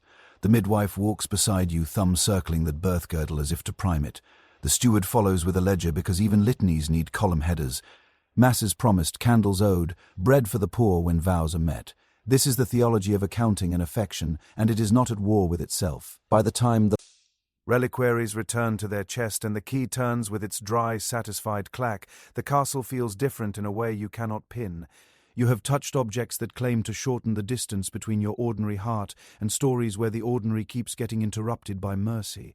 Will the sachet produce an heir? Will the ampulla settle blushes? The answers live in the messy pantry where bodies, herbs, calendars, and prayer share shelves. You know this, and still you catch yourself touching your pocket for a pilgrim badge that is simply tin and simply brave. Candle ends are trimmed, the chapel windows purple. Joke number 3 makes itself small and polite. Miracles tend to happen when no one is looking, which is cruel scheduling for a household that loves witnesses. You blow out a taper and watch the smoke braid itself upward like a second, thinner prayer. For all the drafty garderobes and ambitious fleas, this place believes in help.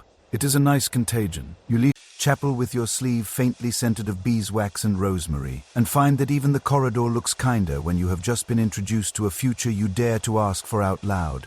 By twilight, the castle's herb-sweet confidence has you believing jars can fix anything, which is exactly when trouble arrives wearing petals. A peddler slips through the postern at market close, his tray a rainbow of vials and promises. He starts with the respectable stuff, rose pastes for breath, comforts for nerves, then leans in and whispers the two hottest syllables in the ward. Filter, sir. The word lands like a spark in dry rushes. People don't say love potion loudly. They do, however, hover. He lifts a bottle the color of sunsets you only get when ships are late. Rose, saffron, a touch of ginger, he croons. The steward's shadow appears behind him on legs made of disapproval. You smell rue through the cork and imagine the midwife's eyebrows forming an X. Mainstream fact settles. Like a clerk with notes, church law lumps love filters with maleficium, harmful magic, because they meddle with consent.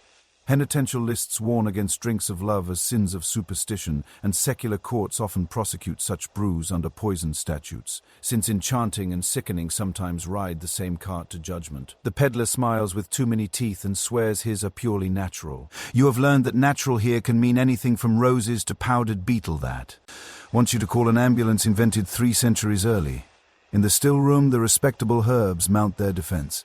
Vervain for courage, marjoram for cheer, a cordial of quince that coaxes smiles back from sulks. The midwife folds her arms, the universal stance for we do not sell mind control. She will blend a cordial to soften tempers in a household where nerves fray. She will not guarantee that Edwin will finally notice Edith. We treat hearts as organs, not targets, she says. Nod, because that sentence just saved 3 future court cases. Of course, the folk imagination is less principled. A maid confides, cheeks pinking, that a neighbor heard of a girl who pricked a ripe apple with cloves laid out in the initials of her beloved, then baked it slow and shared the slices until his attention followed the spice like a hunting dog. Quirky tidbit pads in with sticky fingers. Some swear by threading 9 knots in red thread while whispering a name, then hiding the thread in.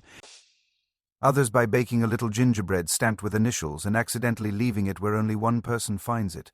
You agree that baking your feelings is at least delicious. The maid asks about mandrake and lowers her voice on the last syllable as if the root has ears. You have seen drawings, human-shaped roots screaming in marginalia while little dogs pull them from the earth. The herbals call mandrake warming and soporific. The stories call it dramatic. The midwife calls it mostly theatre and sometimes dangerous. Henbane and Datchera do worse, turning romance into a kite that cuts its own string. The still room keeps those jars sealed and labelled like snakes under glass, and even the physician circles them as if they might bite his reputation. Joke number 1 taps your sleeve. If the bottle says do not operate siege engines after drinking, it is not a date night cordial. Rumours ferment faster than ale. A lady's maid with a talent for embroidery and catastrophe allegedly. Bought a filter last month. The castle remembers the timing. Smiles where there were shrugs. A new ribbon, a quarrel 3 days later when reality reasserted its right to exist. Now she stands in the hall with wet lashes and the friar at her shoulder. He is gentle but exact. If you wanted affection, there are better prayers than powders, and better powders than the ones that sour the stomach. He recommends alms and patience. She nods, wrings her kerchief and crushes the peddler's leaflet in her that could darn chainmail. The steward does not let this slide. He combs the market like a cat going room to room. By dusk, the peddler is ushered to the gate with an expression that says, "My tray has suddenly become very heavy." The steward cites the Lord's right to keep poison out of his ward and the chaplain's right to keep nonsense out of the petty chapel. The peddler protests that spices are legal and saffron is practically a sacrament. The steward says spice is a kitchen, but lies. Our court, historians still argue whether love magic cases in late medieval records reflect real use or anxious accusation, with filters common tricks of the desperate or rare acts inflated by fear. But this castle chooses to stamp out flies before they breed legends. Fear of magic isn't all imported. The castle's stories own a few local ghosts. An aunt remembers a neighbor's cow giving no milk until a witch bottle, pins. Urine buried under the threshold made the bad eye blink elsewhere. Friar rolls his eyes so hard you can hear it. Witch bottles are more the next century's hobby, but the instincts are old. Trap mischief, pin it, bury it. The midwife counters with counterspells. Hang brooms to draw trouble to the bristles, chalk crosses on lentils, burn rosemary in doorways because clean smoke makes cleaner thoughts. You can see the tug of war, faith and folk, both trying to tie knots in anxiety. Then the word witch enters the corridor with its boots on. It is a dangerous word. Heavier now than a generation ago, people have always muttered wise woman or cunning man when a herb does a favor. But late in the 15th century, the air goes sharp. New manuals, new bulls, like storms gather at hills. A famous hammer of a book arguing that malefice gathers in the hands of women like storms gather at hills. The chaplain names the new fashion without loving it. He says printed books travel faster than sense. The steward's shadow says panics do too. Mainstream fact steps into the light, careful as if balancing a candle. In 1484, Pope Innocent VIII Spul Sumis Desiderantes backed inquisitors in the German lands against witches. And not long after, the Malleus Maleficarum helped codify an anxious misogynist theory of witchcraft that would fuel wider hunts in the centuries to come. Earlier medieval Europe had prosecuted maleficium, but the scale and the gendered fury were changing. You look at the midwife and the still-room girls and feel your jaw set. They make broths. They count weeks. They decline beetle dust with trenchant politeness. The idea that a failure to conceive or a man's cooled attention might be blamed on their jars instead of on bad timing, thin diets or stubborn human moods makes your spine hum with protective electricity. The chaplain, hearing a note of thunder in the air, reminds the room that the old canon episcopi once mocked night-flying witches as illusions. He is a cautious man trying to keep his folk from becoming footnotes in someone else's panic. Meanwhile, the peddler leaves a ripple in his wake, until the laundress throws a rag like a thunderbolt. A kitchen maid pricks a clove heart and folds it. A kitchen maid pricks a clove heart and folds it into a pie, then eats it herself because she decides love that requires ambush is not the sort she wants. Courage. A young squire asks the physician whether saffron truly warms courage. The physician replies, "Try talking."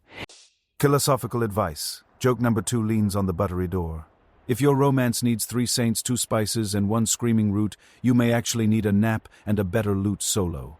The legal machinery hums in the background. The scribe copies a warning to post at the gate. Sellers of filters will be fined and their goods seized. The steward adds in smaller letters that repeat offenders will scrub the garderobe shaft until they are cleansed of entrepreneurial spirit. You feel the policy's double edge. Love magic offends theology because it claims to coerce the will. It offends the steward because it destabilizes households. For a place built on obligations and careful calendars, potions are chaos in a pretty bottle. Yet the ache that sends people to bottles is real. You see it in the girl who lingers at the still room door and asks if there is anything that helps someone be braver when speaking to the person they already like.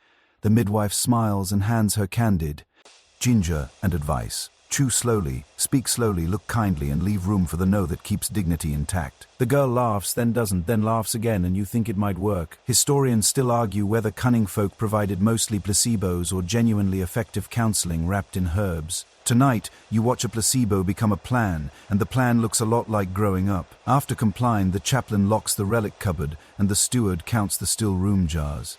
With the quiet focus of a beetle counting candles, the peddler is gone. The gossip stays as gossip does. You tuck yourself by a window and try on different versions of the future. One where people blame jars, one where they blame each other, one where they try kindness first, and keep rosemary on hand for the day they need more help than courage and cookies. Joke number 3 curls like steam. The only potion guaranteed to change hearts is time, and it insists you take it in maddeningly slow. The corridor cools. A moth writes nonsense on the candle's skin. Down in the hall, a lute finds the key that makes even bad days sit up straighter. Love magic turns out to be less about hexes than about hunger. For safety, for attention, for control in a life arranged by saints, days, and stewards. The castle, allergic to shortcuts, tries to channel that hunger into songs, soups, and scheduled baths. You breathe in rosemary and old stone and decide to side with the midwife's belt of practicalities. The jars that really work here are patience, and the ones with quince. You leave the chapel sachets and peddlers' bottles behind and walk straight into the castle's other pharmacy. The physician's head, where every mood you have, and several you didn't know about, are mapped to fluids with personalities. He calls them humours like they are guests at a dinner party who won't sit where they are told. Blood, warm and moist, wants to dance. Phlegm, cold and moist, prefers a nap. Bile, hot and dry, argues with the candles. Black bile, cold and dry, writes poetry about rain. You sit while he explains that health is harmony and desire is weather, and you find yourself nodding, as if someone has finally drawn you a chart of why onions after curfew felt like a terrible plan. Mainstream fact stretches its limbs. Galen's 4 humour system, filtered through Arabic and Latin texts and household guides like the Regimen Sanitatis and the Tarquinum Sanitatis, steers medieval. Medicine, turning diet, sleep, baths, seasons, and even feelings into tools for trimming heat and moisture to size. He surveys you like a dowser with a human map. Your cheeks run warm, your hands feel cool, your pulse steps out briskly. He declares, "You are sanguine tonight, blood forward," and prescribes moderation before it sprints into trouble. "Cool at supper," he says. "Warm at dawn," meaning lettuce and plantain now, cinnamon and ginger later. The kitchen obliges. A servant appears with a bowl green as a meadow and a peppered pear so fragrant your humours applaud. "Balance, not boredom," the physician insists. And for once medical advice tastes like a picnic. Joke number 1 nudges your spoon. If lettuce is a therapist, you are about to have a very well-adjusted evening. The physician's room is a museum of cautionary props. On one wall hangs the Zodiac Man, a handsome fellow annotated like a travel map, each limb labelled with a star's jurisdiction. Aries governs the head, Taurus, the neck, and so on down to Pisces, feeling sensitive about the feet. The physician uses it as a bleeding calendar. Never open a vein in the sign that rules the part you prize, and as a handy argument ender. If you complain of a headache while the moon lounges in Aries, you get a cool wash, sage on the breath, and a look that says, "I told you skies matter." Historians still argue whether households followed astrological timing precisely or treated it as a polite suggestion when hay, war, Weddings set the real schedule. The image survives because even skeptics like a picture that tells them where not to poke. A shelf holds matchily those pear-bellied glass flasks for urine, the way a fleet holds ships. Amber, straw, cloudy, clear, each a bottled weather report. He swirls, sniffs, and compares shades to a painted urine wheel, then nods with the gravity of a sommelier who has opinions about your kidneys. "No licking, thank you. The theatre is visual. What he wants to know is heat. And moisture, is your body running like July or February, like rain or kiln?" Based on that forecast, he orders a light bleed at the ankle tomorrow to loosen a heat that has opinions, and a mild purge next week if your inner skies still refuse to clear. Bloodletting, he explains, is not a tantrum. It is tidying, done at the right vein, at the right moon, with wine afterward if God loves you. Mainstream fact keeps its feet under the stool. Phlebotomy, cupping, and purgatives sit squarely in the medieval medical toolkit, taught at universities and practiced from palace to parish. He asks about your sleep. You confess to the castle's 2-sleep rhythm. First doze, stargazing interlude, second drift, and he approves as if you invented it. Early to board, warm to stay, cool room to coax. Hot heads make hot dreams, and hot dreams make hot mornings. He prescribes a cool cloth on the brow, a warm stone at the feet, and a sprig of camphor or violet water if visions attempt to throw a mask. You didn't invite. Desire, he says, is a weather system with a shoreline. We sandbag, we don't shout at clouds. You thank him for the metaphor, which manages to complement both your mind and your ankles. Diet becomes a chessboard. Cold, moist lettuce calms hot, dry tempers. Sour cherries cooling, move moods toward reasonable. Cucumber relaxes. Melon is generous but risky if you have already gone too damp. Warm spices, ginger, cinnamon, a judicious prickle of pepper, what winter flattens. But too much pepper and you will fight your own shadow, he warns. The kitchen knows these moves by muscle memory. Fish day earns mint and parsley. Meat day earns vinegar and bitter greens. Wine is a weather tool in a cup. White cools, red warms. Mold does social engineering. Joke number 2 leans on the ewer. If your date comes with vinegar and ginger both, brace for discourse and possibly a second course. You ask about the cooling of lust you have heard whispered around penitential calendars. He snorts not unkindly. Cool the person, not the soul, he says. Too much cold blurs hope. He offers practicals. A walk at dusk. A bath that is warm but not ambitious. Onions in retirement. Chickpeas politely invited. Sleep wearing linen instead of imagination. He even prescribes quiet on certain nights, the same calendar the friar loves, now translated into humours. Feasts and fasts change the inner climate, and it is wise to sail with the wind. Historians still argue whether humoral advice truly governed ordinary couples or furnished after-the-fact explanations for choices made by convenience. Your ears feel kitchen and chapel. Both suspect guidance and rationalization worked as partners, not rivals. The kit on his table looks like a traveling circus for fluids. Cupping horns for drawing to the surface what misbehaves beneath. Leeches in a jar as placid as commas until invited to make a paragraph. Senna pods and aloe for opening. Rhubarb for sweeping. Anise for comforting gas that wants to argue. He handles hellebore like a bishop handles scandal, at arm's length with warnings. You notice how often his fiercest tools are the ones he least loves. If he can nudge with food and habit, he will. The barber chirps from the doorway with a blood bowl and a smile that says tips are warmer than wrists. The physician allows him entry the way a pianist allows a drum. You wander the shelves with your nose. Rose still rules, but violets earn points. A. Cooling scent for hot afternoons and hot heads. Myrtle water hides garlic. Rosemary hits the middle path. Sage pretends it is a leaf but argues like a lawyer. The still room girls have left notes in the margins of the physician's books. More quince sad, less clove when aunt is near. Mint for speeches. This, you realize, is the household's real medicine.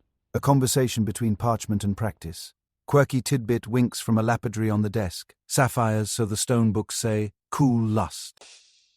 And calm storms. Some brides wear a blue stone for steadiness, which is fashion pretending to be pharmacy and doing no harm except to the budget. Outside, the weather and the calendar collaborate. Summer tilts the humours toward warm and moist, so the kitchen leans sour and cool. Winter drifted you toward smoke and spice. Now vinegar, verjuice and green apples keep tempers from turning to tinder. The physician checks the wind before approving a bath, because miasma is a word that tugs at.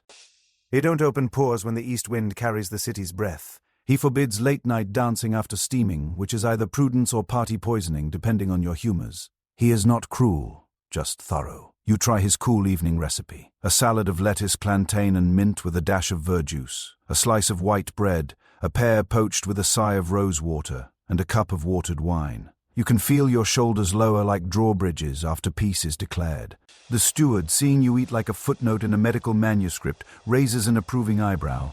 You whisper that your humours are drafting a treaty. Joke number 3 folds your napkin. When your physician, friar and cook agree, you are either about to get well or about to get very boring in the most glorious way. Then the acts of faith inside the science. He checks your palm and tells you to sleep with a window cracked for a thread of cold air, thin enough to cool, not so rude as to invite. Coughs. He sends a posset to your bed, warmed and pricked with saffron, a sunny cuff for melancholy's sleeve. He reminds you to comb your hair slowly, idle advice unless you have been in rooms where combing is prayer with teeth. Historians still argue whether the Taquinum Sanitatis shows how people lived or how authors wished they would live. Neat seasons, clean tables, occupations arranged like chess. You, standing in a real castle with fleas dying heroically in minty baths and linen airing on. The stare decide the truth sits between aspiration and enough habits to matter. As night settles, your body feels tuned rather than tamed. The garderobe will still argue draftily. The bed curtains will still act as weather, but your inner map reads less like thunder. A final instruction follows you out the door. If tempted, chew quince, he says, meaning both the fruit and the patience. You pocket a candied square like a secret chord. Balance, it turns out, smells faintly of vinegar and violet, and looks suspiciously like people being kind to their future selves at supper.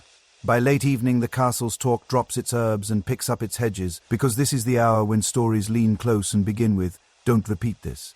But you learn that desire in a stone house is not only poetry and plumbing. It is also paperwork with teeth. The same corridors where you smelled rosemary now carry rumors. And rumors here are not feathers, they are flints. The sentence whispered at the buttery can scrape against the law and throw sparks big enough to light a pyre of embarrassment. You walk slower, not to eavesdrop, but because you can feel how much power lies in the next 10 feet of hallway. First lesson, 2 courts, 2 kinds of trouble. Secular courts care about force, subduction, inheritance, and breach of the peace. The church courts claim the soul's business. Marriage, adultery, fornication, defamation about those things, promises made and broken at doors and bedsides. Mainstream fact shoulders in with a clerk's cough. After the Fourth Lateran Council 1215 condemned trials by ordeal, proof of wrongdoing in much of Europe shifted toward witness testimony, oaths, and confession, which meant bedrooms without witnesses became hard places to turn into convictions unless someone talked or someone bragged. Your ears try not to look guilty. The scribe shows you the instruments of soft violence, parchment, ink, and neighbors who know just enough to feel helpful. Calls to mind the presentment custom, panels of locals sworn to report offences to manorial or borough courts. A girl of ill fame named, a rendezvous after curfew remembered, a promise to marry under the ash by the mill sworn then dodged. Not all tales grow legs. Many limp and die by the gate, but enough reach the bench that you begin to see why the steward treats gossip as kindling duty. Joke number 1 taps the inkwell. In a world this chatty, the only real privacy policy is cough loudly. Before saying anything interesting, punishments wear the costume of their audience. Ecclesiastical courts prescribe penance, fasting, pilgrimages, standing in church in a penitent smock, alms that turn guilt into dinner for someone else. Secular courts bind men to keep the peace, fine them for ravishment, a word that in records often means abduction or elopement against family will. Not always the violence the modern ear hears, and in towns sometimes stick offenders in the pillory. The pillory is a theatre with poor reviews. You stand, you wear a paper hat with your sin written in tidy letters, and the neighborhood practices aim with eggs. In villages, Charivari and Skimmington rides do the policing. Pots banged, pans clashed. A man with horns paraded backward on a donkey if he is mocked for cuckoldry. Historians still argue whether these rough music rituals primarily punished sexual offenses or served as catch-all outlets for wider grievances about money and manners. Either way, the noise says we saw you and the seeing is the point. In the corner of the hall lurks the cucking stool, Waters' cold editorial on the behavior of scolds, boards, and sometimes sex sellers operating outside licensed limits. Towns that tolerate brothels in specific districts, another untidy truth of the era, turn harsh when rules are flouted. The steward mutters that order loves fences. The friar mutters that fences grow sinners. You mutter that fences at least tell you where the cold water. Quirky tidbit arrives riding a whisper. Some places forced adulterers to process in chemesses, bells hung around necks while carrying candles to saints' altars. If they stumbled, a child snickered and the snicker earned a cuff from a grandmother who remembered being 17. An old knight leans on the dais and tells a caution about proof. A woman wronged sought redress for rape. The court asked for hue and cry, torn clothes, prompt complaint, neighbor's testimony, requirements that protect against false charge but also crush the truthful if terror slowed their steps. The knight's voice has sand in it when he admits the law often believes the loudest and best connected. He calls it a failing with Latin footnotes. You think of the midwife's basket and wish safety came with hinges and locks you could issue like spoons. The scribe adds bleakly practical that ravishment of heirs, abduction for forced marriage, fills records where ordinary women vanish into margins. He says it quieter than the room expects. Oaths can marry. Oaths can ruin. A promise to take you as my wife, said in the right words with enough witnesses, can bind two people even without a priest, a doctrinal knot that keeps canonical lawyers fed for centuries. Break that promise, and you may answer to an ecclesiastical judge for breach of marriage, with fines, penance, and pressure to wed the person you promised or compensate them until their relatives stop arriving with folded arms. The bands read at church. Doors are meant to smoke out impediments before the day of ribbons and roast capons. They also smoke out enemies. Joke number 2 winks from the porch. If anyone knows cause why they may not lawfully marry is the medieval equivalent of any last objections, except the objections sometimes come with land surveys. Consanguinity, being too closely related, gives annulments their polite door. Before reform slid the degrees inward, cousins who share too much blood on paper can unravel a marriage. On vellum, which solves political embarrassments with theology's help. Historians still argue whether nobles used the kinship rules cynically or sincerely struggled under a real web of cousins in small gene pools. Charters and papal dispensations suggest both piety and convenience took turns at the pen. Meanwhile, in humbler courts, the sin that draws most routine ink is fornication. Unmarried pregnancy presented by the belly itself, the court converting scandal into penance and churching dates. While the midwife keeps mothers and babies alive without footnotes, defamation cases crowd the docket like sparrows at crumbs. Call your neighbor a whore, and she hauls you before the archdeacon to make you eat your word with witnesses watching. The remedy: public apology, candles, coins, sometimes a procession that looks like shame reheated. The strategy is old as fire. You beat back a rumor with a louder counter-ritual. The chaplain says it works mostly. The laundress says it works until ALE starts talking again. Inside the castle, penalty can mean relocation as much as spectacle. A maid involved in scandal might find herself transferred to an aunt's house 12 miles away, which in a world of foot travel might as well be a new moon. As a squire might be sent on devotion to a shrine that suspiciously matches the distance to a girl's family. A steward can fire, a lord can ban. A lady can forgive in ways that rent a room faster than a court. Not all law wears robes. Some of it wears keys at a belt and quiet authority in the eyes. There are stories darker than gossip deserves. A boy in the kitchen boasts he had a girl.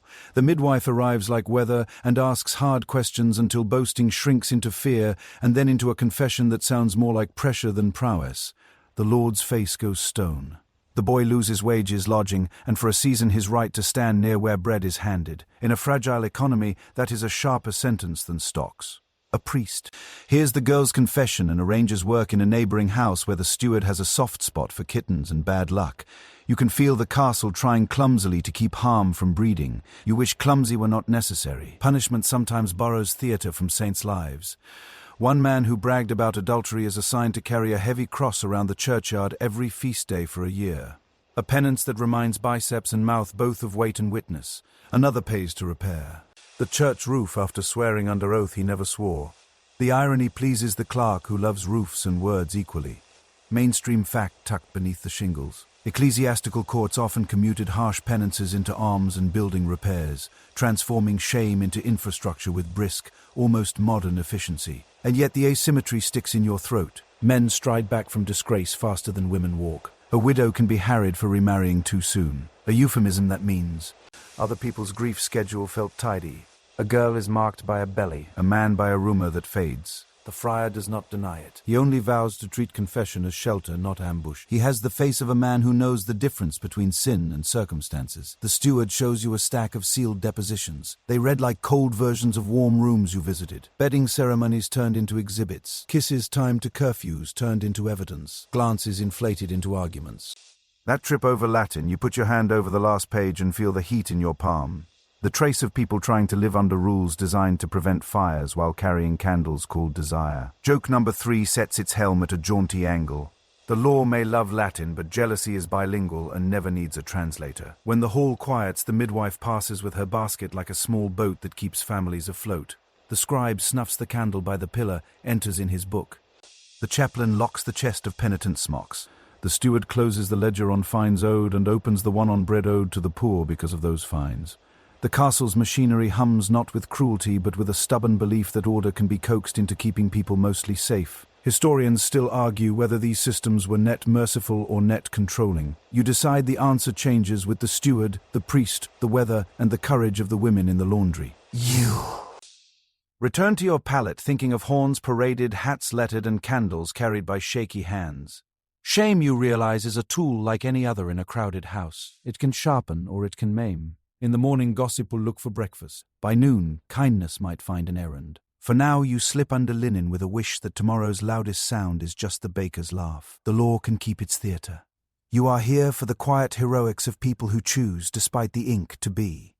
Gentler than the rules require, evening slides in like a cat that knows every warm stone in the courtyard. And with it comes the daily art show called Making This Place Smell Like Something You Chose. You already know the castle's baseline bouquet. Kitchens, stables, wool, a dash of iron from the armory, and whatever gossip smells like when it is overcooked. Tonight, the household wages a gentle counter-offensive. A brazier glows in the passage, and someone tosses rosemary on the coals. Smoke leaps up in a green note, bright and resinous, the kind of scent that convinces your brain the world is tidier than it is. A maid walks through the drift with a basket of linen just ironed near the hearth. The fabric warm and faintly caramelized with clean heat. You touch a sleeve and think, this is hope, folded down the stair. The still-room door breathes out bouquets. Bottles catch the last light like captive sunsets. Rosewater leads, ambitious as ever. Orange flower water keeps humbler profile, but you can taste its honeyed mood from here. Mainstream fact lifts its head like a polite greyhound. Distilling and perfuming arts honed across the Islamic world. Think Al-Andalus, Persia, the Levant.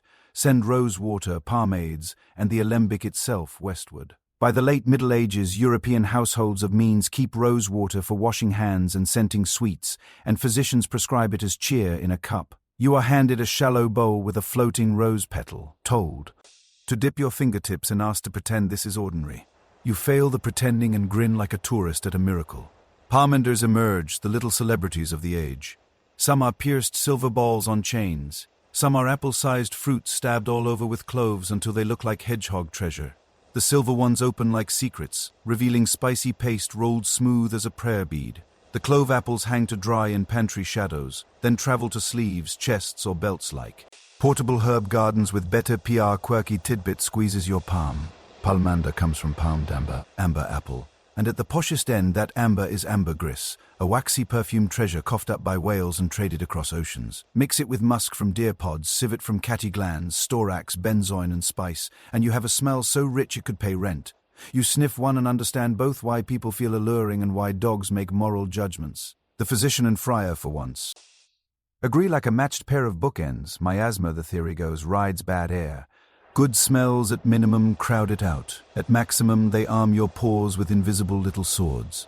A procession happens without fanfare. Rosemary on coals by the door, juniper twigs in the guardroom, bay leaves popped in the kitchen's ditch fire. The corridor smells like a forest that learned Latin. Joke 1 floats past on a ribbon. If you can't be sure you are healthier, you can at least be aggressively pleasant. About it, you learn the perfumer's calendar by accident. In spring, violets and primroses get pressed between linen and stored like color in a drawer. In summer, roses are crushed like mildly scandalous fruit and turned into waters, syrups, and powders that find their way into everything from cheeks to custards. In autumn, apples become clove-studded pomanders, and pear skins get simmered with wine and spice to scent rooms as if hospitality could be bottled. Winter leans smoky, juniper pine, and the catch-all sweet wood, tossed on coals to bully damp into behaving. A girl demonstrates the clove-stabbing technique with all the focus of embroidery, then confesses she pricks her thumb on purpose to smell peppery and brave. Historians still argue whether these pleasant defenses actually checked disease or simply kept people calmer in rooms where fear otherwise did the speaking. The ledgers record herbs purchased, not fevers refused, so certainty hides behind the curtain. You visit the clothes presses and meet the other army in this fragrance war.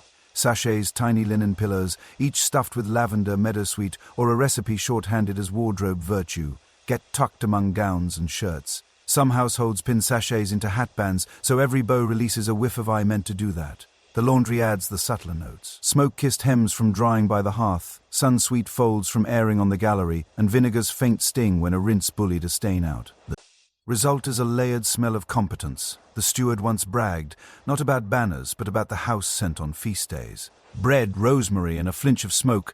You inhale and agree he might be onto a brand. Not all ingredients are saints.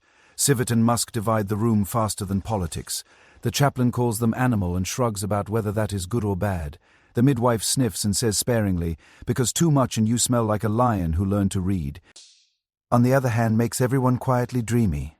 Even the cook who pretends not to care smiles into her ladle when someone says amber. A merchant once tried to sell the castle liquid pearl dissolved in vinegar to be sipped, but the physician raised an eyebrow high enough to scrape plaster, and the idea died on the vine. Joke 2 powders its nose. If your perfume requires you to bankrupt a duchy or swallow jewelry, consider rosemary and a good nap. Scent gets personal. Gloves, especially in Italian fashion circles drifting north, appear lightly perfumed, citrus peel rubbed on the kid leather or a whisper of musk. A visitor's gloved handshake leaves behind a note like punctuation. Prayer books absorb secrets. Thumbed pages smell of skin, rose, and whatever the owner cried about last week. A lady dabs a drop of oil behind her ear and calls it her marker, the way a falcon wears jesses. Her friends can find her in a hall eyes closed. The men. Cheat 2, a knight hands you a little box from his belt carved like a pomegranate and filled with scented pastille. He bites one before speaking to a dagger who chews nerves for practice. You pocket one and vow to deploy it before the next cousin interrogates your prospects. The rooms themselves are curated. A branch of rue by the window to keep the bad away. A brazier's coal sprinkled with vinegar that pops little acid fireworks. A trick a laundress swears cuts kitchen smell by half. Beds. Get sweet bags pinned under the bolster. Lavender and thyme if you are anxious. Chamomile and rose if you need forgiveness. Hyssop if you want the priest to nod approvingly at your pillow. Quirky tidbit sidles up with a grin. Some people set an apple stuck with bay leaves on a stool near the bed so dreams remember to visit the laudable parts of the mind. If it rots too fast, they blame humidity and relative guilt in a ratio only they understand.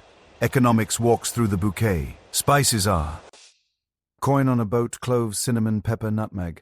They ride caravans and galleys, and your nostrils pay customs with desire.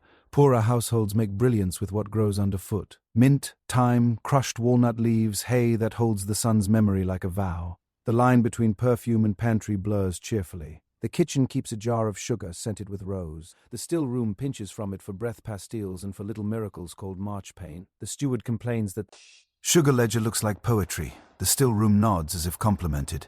Scent is also semaphore. Too much musk and you announce I own Wales, which is not subtle. Too much smoke and you say I sleep under the eaves. The right rosemary says I was nearby when the still room was brave. The castle reads these signals with kind eyes most days. Historians still argue whether strong animalics were common outside elite circles or remained court toys. Inventories of ordinary homes list herbs more often than musk, but Lord's accounts drip civet like gossip, so the truth likely stratifies along the silverware. You, stuck happily in the middle, vote for lavender with a clove chaser and a clean shirt. Night leans closer. The hall's rushes have been freshened with meadowsweet, the floor now smelling like an honest meadow that got into politics. Candles lend beeswax to every sentence. Someone smudges juniper in the boys' dormitory and calls it bedtime with smoke. You dab rose water at your temples and immediately feel 3% kinder. Joke 3 sighs contentedly. Science cannot measure 3%, but roommates can. Would all this win over a nose from the future? Perhaps not, but it wins over the people who have to share beds, benches, and breaths. Smell is the castle's informal manners. It softens conversations, marks the festival, fences the sick room from the feast, and tells the anxious that someone planned for comfort. When the Gardobe drafts stir, your pomander is diplomacy. When bedding ceremony yawns toward nerves, the rosemary says, we thought about this. Your linen remembers smoke like a lullaby. Before sleep, a maid tucks a sachet into your pillow and says, for sweet thoughts. It is corny and perfect. You turn your head and the herb cloud tilts with you, a little green halo that makes the dark feel curated rather than random. Outside the stable breathes hay and horse. Inside the chamber presents its thesis that beauty and mercy can be poured, tucked, sewn, burned and pinned into a place until the place starts to behave. You breathe in like someone who has finally learned where the good air lives. You think you have learned the castle's language, bells, coughs, pomanders, until the clothes start talking. They don't whisper, they editorialize. A staircase becomes a fashion runway with opinions. A courtyard is a color chart having feelings. You stand near the screen's passage while the household arranges itself for evening and realize everyone is laced into sentences and buttoned into subtext. You don't need to eavesdrop. You need to read. First, the scaffolding. A boy brings you a handful of points, those cheerful little laces tipped with metal aiglettes, and explains with the dignity of a man introducing diplomats that points keep the world from falling down. Hose tie to doublet, sleeves tie to bodice, dignity ties to knots. You can unfasten in a hurry if a garderobe emergency learns your name. He shows you how the eyelets are worked with. Thread, how the aiglettes keep the lace from fraying, and how a tidy bow says competent person incoming. Mainstream fact pulls up a bench. By the later Middle Ages, men's hose are often 2 separate legs pointed to the doublet, and sleeves on both men's and women's garments can be laced on, swapped, or gifted. The late 15th century wardrobe is basically a kit with instructions written in cord. Colors shout pedigree. Scarlet, not the modern lipstick, but the stuff dyed with kerms, a royally. Expensive bug-turned-glory pops like a trumpet note as the Lord's steward strides by. Blue deep as midnight drapes the chaplain. It hums Marianne and money because good blue isn't cheap either. Black, deceptively simple, whispers I know a dyer. Even black takes skill and costly ingredients. The sober merchant who swishes past in black wool is quietly flexing. Green means spring, Maying, a wink toward love, which is why the 2 liveliest young people in the hall both manage to accidentally wear it. You catch their eye and grin like you have solved a code. Historians still argue whether medieval audiences read these color cues as explicitly as we like to claim, or whether we are projecting modern semiotics backward. But sumptuary laws and livery lists suggest people absolutely knew when a shade said too rich for you. Those laws step into the conversation like hall monitors. A cleric mutters about statutes that say who may wear what. Silk linings for this rank, sable for that, cloth of gold for the very shiny. In England, the 1363 Sumptuary Ordinance under Edward III tried to sort fur, fabric and finery by income and status. On the continent, city councils from Florence to Lubeck issued their own don't upstage your betters rules. Enforcement is its own comedy. Fines if the bead count gets ambitious. Snips ordered from a train that drags a whole grocery list behind it. Joke 1 straightens its hem. Nothing tests a friendship like asking a seamstress to please make it look legal. Livery colors announce loyalties. The guards wear the Lord's palette, say red and white, worked into hoods and badges, and the candlelight turns the hall into a heraldic field in motion. Wearing a Lord's badge, if you are not his. That is a political sentence disguised as a hatpin. You are warned kindly to avoid mixing and matching on market day unless you want to be mistaken for muscle you do not possess. Meanwhile, private flirtation uses public fabrics. A woman might wear a favor, a small ribbon or her lover's sleeve during games. A man might pin a lady's color to his hat in tournament season. Quirky tidbit tucks itself into your cuff. Sleeve gifting can be practical and poetic. The recipient literally laces the favor to their outfit. And more than one romance begins with, sorry, my sleeve is on your sleeve. Then there is the codpiece, the fashion world's most unsubtle footnote. Hose split into 2 legs leave a gap. The gap needs a bridge. The bridge becomes a pouch. The Pouch discovers decoration. In the 15th century, it is a sensible cover. By the early 16th, it can be padded and proud, sometimes even serving as a little pocket for money or a physician coughs, medicinals. Tonight you see the early decorous version, stitched like a gentleman, not yet the swaggering cousin it will become in the next century. A tailor shows you how it points on two ties like a polite disclaimer. Historians still argue whether the codpiece's evolution is mostly practical. Mostly peacock or a blend of modesty solution turns status semaphore. Joke two ties itself neatly. If your purse hangs from your belt and your pocket hangs from your belt, at least you will never forget where your finances are. Lacing patterns speak dialects. Front-laced gowns say, I dress myself practical in a house without 3 maids per sleeve. Back-laced gowns say, I have help and I am not above flaunting it. Useful if you enjoy a dramatic reveal. Side-lacing offers compromise and silhouette both. Men's sleeves slashed and lace show the shirt puffing through like little flags. The fashionable eye fell through a very expensive hedge look that courts adore. The lady beside you loosens her part 2 grommets after supper, which is not an invitation so much as a truce with breathing. Still, you watch 3 heads swivel because even small adjustments read like verbs in a hot room. Fur grades its own Latin. Trim minged royal collars their little squirrel bellies veer. Winter dreams and also serves as that curious heraldic fur drawn like jigsaw pieces on shields. Rabbit keeps the rest of us honest and warm. The laundress, queen of maintenance, describes how fur wants brushing, airing, and the occasional dusting with fine flour to coax oils up before a careful beating. You decide you prefer your warmth non-shedding and your sleeves less carnivorous. Buttons multiply like gossip. Some are purely decorative, a line of gleam along a sleeve that. Laces anyway. Some are functional, pewter or cloth, marching down a doublet like disciplined little moons. Metalwork flashes on belts and purses. A too fancy buckle on the wrong body can get you a fine or at least a frown. Yet the line between illegal and irresistible is negotiable if your cousin is married to the reeve. This is the dance. Want, law, tailor, wallet and nerve. The castle applauds the ones who manage all 5 without tripping. Signs keep stacking. A tucked-up gown with a pinned. Skirt says working, let down visiting.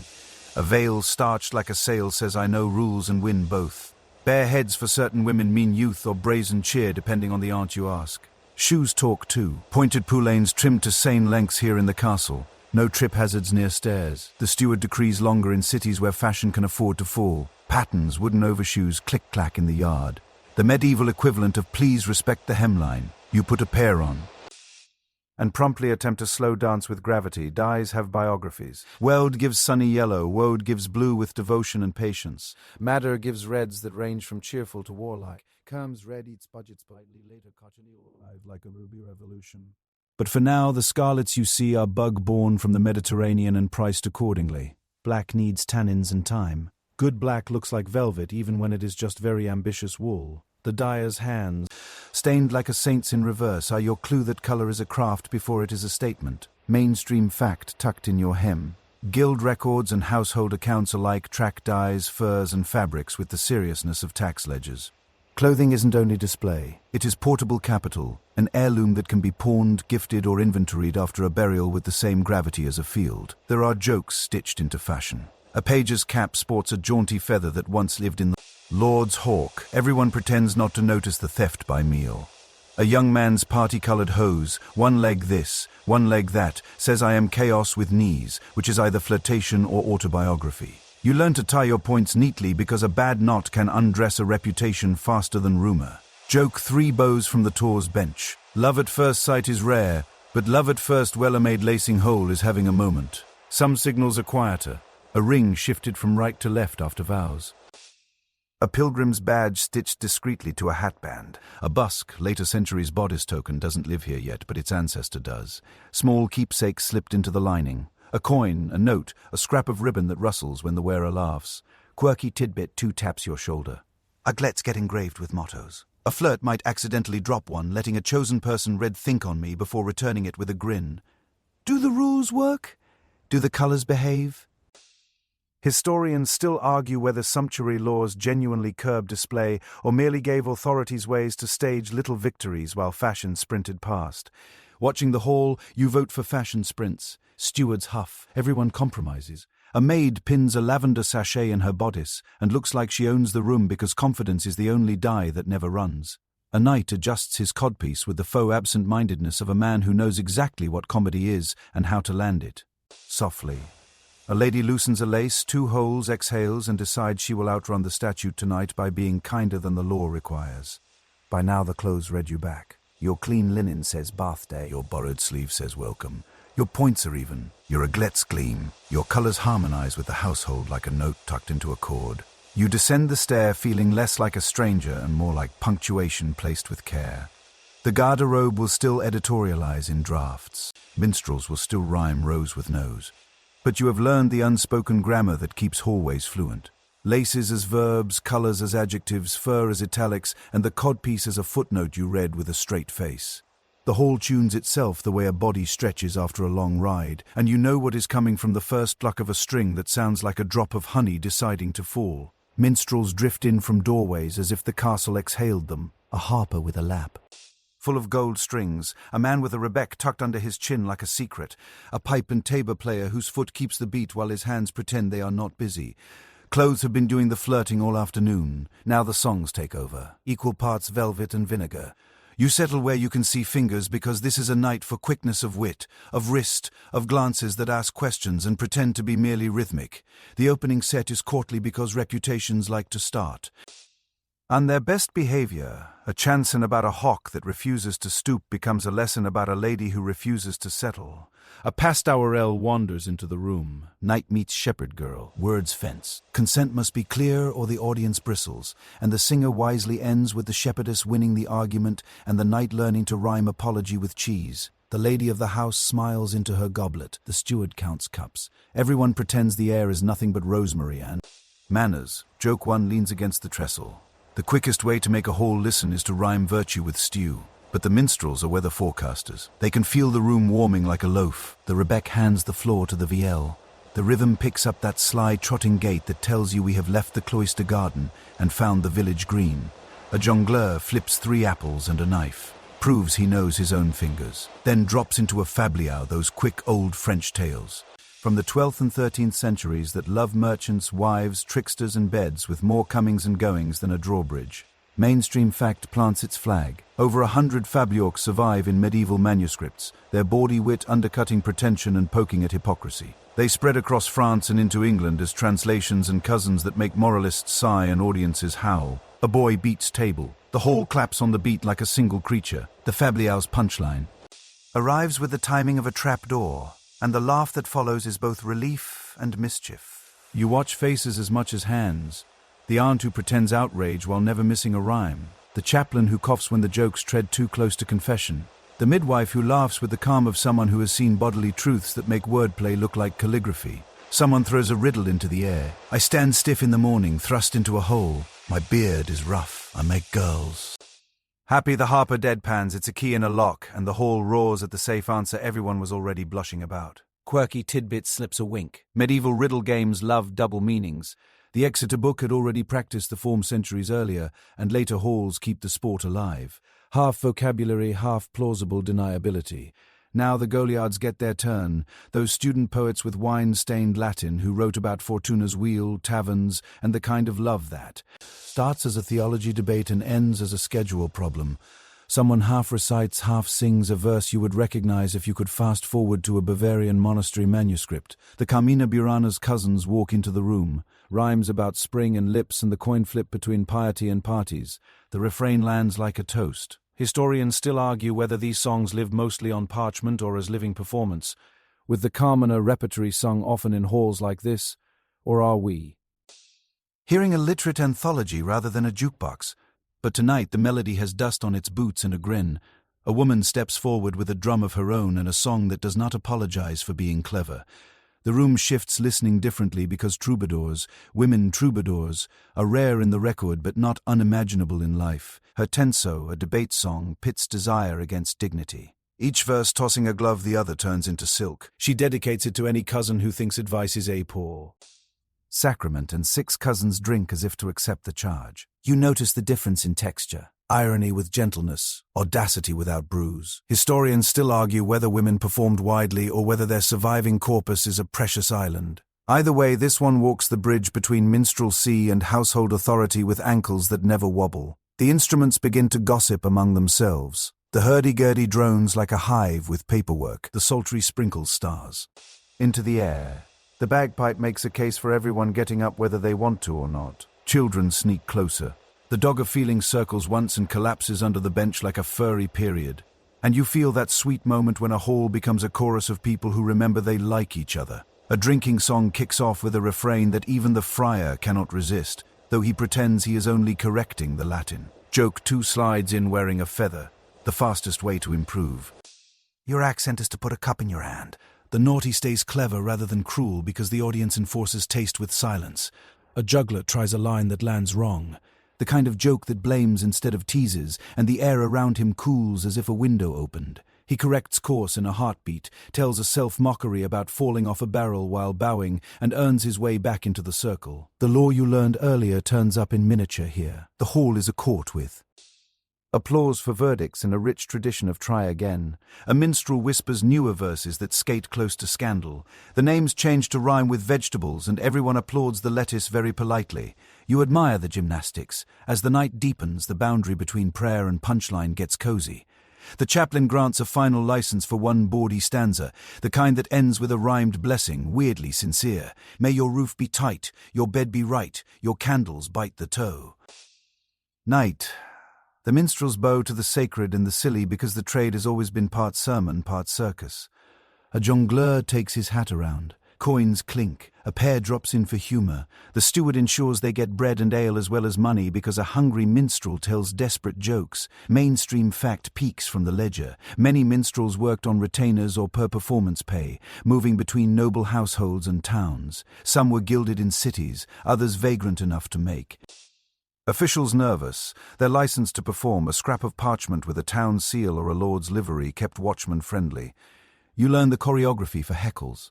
Never from the high table, always from the side, and always in rhyme if you can manage it. A playful flighting breaks out, an exchange of insult poems, and the best line wins not by being meaner, but by being nimbler. Someone compares the rebec player's voice to a cat who learned theology, and the rebec player takes a bow like a saint receiving a relic. A girl asks for the dancing tune with the claps on the offbeat, and the hall obliges with the familiar stomp that makes rushes whisper underfoot. Feet learn they are percussion. Hands remember they are bells. Then the hush song. Every night wants one. The harp chooses a mode that sounds like starlight taking the stairs. A lyric praises long marriages that learn to argue softly and flirt loudly in kitchens. A boy cries because the melody knows where his missing dog lives. In his heart, the dog of feelings perks an ear as if he has been promoted. The last verse smuggles in a moral so gentle it could be a blanket. That wickedness thrives in secrecy and kindness thrives in company. Historians still argue whether medieval entertainment mostly upheld social order or mostly subverted it. The best nights do a third thing. Let pressure escape so nobody blows a gasket at Compline. Candles gutter into little moons. The minstrels pack their tricks. Strings wiped, reeds. Redded, bells quieted, a final comic grace. Bless the ears that heard the jokes they liked and forgot the rest. Everyone answers amen with a chuckle that is also a yawn. Joke 3 tucks you in. The safest naughty verse in a crowded castle is the one you won't remember clearly enough to quote in court. On your way to bed, you catch a last corner performance. Two servants trading a Jew party, a friendly debate song that asks a question no one needs answered. Better to be loved late with certainty or early with fireworks. They split the hall's opinion with tidy couplets and leave the decision to the lady by the brazier. An old gag that means whoever is in charge of comfort tonight. She rules for certainty because she has folded linen for 8 hours and knows what people really want is to stop guessing. You laugh in agreement, and the night, pleased with itself for being wise without scolding, puts out its lights. By the time you reach your curtain and listen for the familiar orchestra of snores and whispers, the songs have rearranged the air into something you can sleep inside. The minstrels were both mirror and moat, reflecting the castle's appetite for tenderness and mischief, keeping pettier cruelties out by making fun of them until they shrank. Tomorrow the gardobe will still draft, the steward will still audit, the friar will still count feast days. Tonight rhyme did the housekeeping. You fall asleep with a chorus in your mouth and the conviction that the cleverest lines are the ones that send everyone to bed kinder than they arrived. Some mornings the castle moves like it has a hand over its own mouth, and today is one of those. The lady's gown hangs looser. Her steps are counted by people who pretend to be counting rushes. A dish comes back to the kitchen with only the pears missing and a bite taken from the knife side. You don't ask because here early pregnancy is both public hope and private weather, and weather is rude to interrogate. You learn the vocabulary that replaces direct questions. How are your ankles? Did you sleep? Do you fancy something sour? The midwife listens without staring. The steward stares without listening. You decide to keep company with the person who knows the difference between a craving and a crisis. Whispers gather around the fire like cats. There is talk of quickening, the flutter a woman feels the moment she says, "Yes, there, that was not me." Mainstream fact lays a steady hand on your sleeve. In medieval thought and law, quickening often marked a moral and legal threshold, the sign of life newly undeniable, and it shaped how texts discussed pregnancy, penance, and even the gravity of ending a pregnancy. Confession manuals and secular codes both nod to it in their careful, sometimes contradictory ways. You do not bring up the contradictions. The fire doesn't need more sparks. Instead, you notice how the lady's palm rests on her belly like someone learning a secret handshake. Food goes strange in these months. Vinegar becomes a hobby. Bread dipped in verjuice tastes like honesty. Someone sneaks salted plums to the solar because plums persuade the morning to behave. The cook grins and slips a pickle to a girl who isn't admitting anything yet. The girl blushes with such determination you want to award her a brass medal shaped like a cucumber. Joke one sidles up with a napkin. In this house you can tell who is expecting because the vinegar jug gets nervous when she walks by. There are rules, many of them gentle, nothing in the birthing room. Cords, laces, and tied threads are banished because labor should be a road without tangles. No one sharpens knives near the bed. Steel invites drama. Keys lie flat and open on the table. Emblematic doorways. Quirky tidbit winks from under the pillow. More than one household tucks a small blunt knife or a key beneath the mattress. A sympathetic magic that feels foolish until you have watched it calm a frightened cousin. The midwife honors the courage more than the charm and lets the knife stay if it steadies a breath. You find a bundle of cloth-wrapped dreams in the still room. Baby linens embroidered weeks early, as if outcome could be bullied by preparation. A superstition says not to make too much too soon. Another says hope should show its work. The women compromise by hemming quietly, then putting the work away like a bird hiding its treasure. A cradle waits in a corner under a cloth that pretends to be shawl. The carpenter has rubbed the bars smooth as sea stones and added a rocker that knows comfort's mathematics. He pretends he is only in it for the joinery. You catch him patting the cradle's foot as he passes. Days stretch, then days sprint. Some pregnancies move through the castle like summer, others like April. Church bells mark both with equal gravity. The priest's lessons smooth rough edges without promising what his hands cannot keep. He talks of churching, the blessing after birth. That welcomes a mother back into the liturgical swim. He says it with kindness, aware that old texts talk about purifying as if bodies were messes to mop. The women hear Thanksgiving more than detergent, and they plan the psalm they like. The ceremony weeks from now will look like relief with candles. Historians still argue whether churching primarily enforced separation or provided honored return. The music and biscuits afterward in this castle at least make a case for kindness wrapped in custom. You learn the registry of dreads and their antidotes. The dread of losing the child early when the world pretends nothing has yet begun. The dread of labor starting when the Lord is away and the priest is off discussing roofs with a neighboring chaplain. The dread of fever, the kind the midwife fights with boiled water, clean hands and floorboards scrubbed like psalms. The antidotes are small and relentless. Hands washed, bedding scoured, knives put out of sight, gossip kept away from.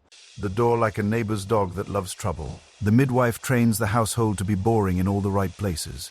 Men move through this season like travelers on a bridge that might lift at any moment. Some fathers rub the lady's feet and pretend not to worry. Some count rents with fierce attention, having discovered that arithmetic is calming when breathing isn't. Historians still argue whether men, even mobile ones, were ever admitted to the birthroom or always kept cloistered in the household. Accounts and miracle tales show both patterns. Fathers pacing, fathers praying, fathers fainting onto the best chair and being teased about it for Lent +3. The Lord here respects the women's circle and takes his worry for a walk around the wall at twilight, the way a pilgrim takes a circle around a shrine. Names become a loud, secret game. Grandmother's name jostles saints, name jostles the name of a patron you want to flatter without looking like a treaty. Godparents are drafted with the gravitas of military appointments because they will stand in when standing is needed, and sometimes years later they will stand between a child and a misstep with the sturdiness of oak. The steward hums about dowries and portions. The midwife hums lullabies because she prefers to conduct a future after it arrives, not before. Joke 2 raises a tankard. The only person not consulted about the name is the person who will have to spell it to the scribe for a lifetime. The body. keeps its own calendar. Quickening is followed by ribs complaining politely, then less politely. Ankles puff when heat lingers. The physician prescribes cool lettuces and a walk at sundown. The midwife prescribes naps like sacraments. When the belly hardens into practice contractions that remind everyone of the job interview to come, the household goes quiet around the edges, as if silence could make the road shorter. The lady eats ginger in honest little slivers, and you realize you have. Watch that root be courage for half the people in this story. Not every story ends with the christening cake. The castle knows loss and wears it with soft hands. When a pregnancy stops, the chapel holds a long candle and a short service that names grief without scolding the body that hosted it. The midwife sits beside the bed and teaches breathing that doesn't hurt its own throat. The steward sends bread to the poor in the name of a child nobody met.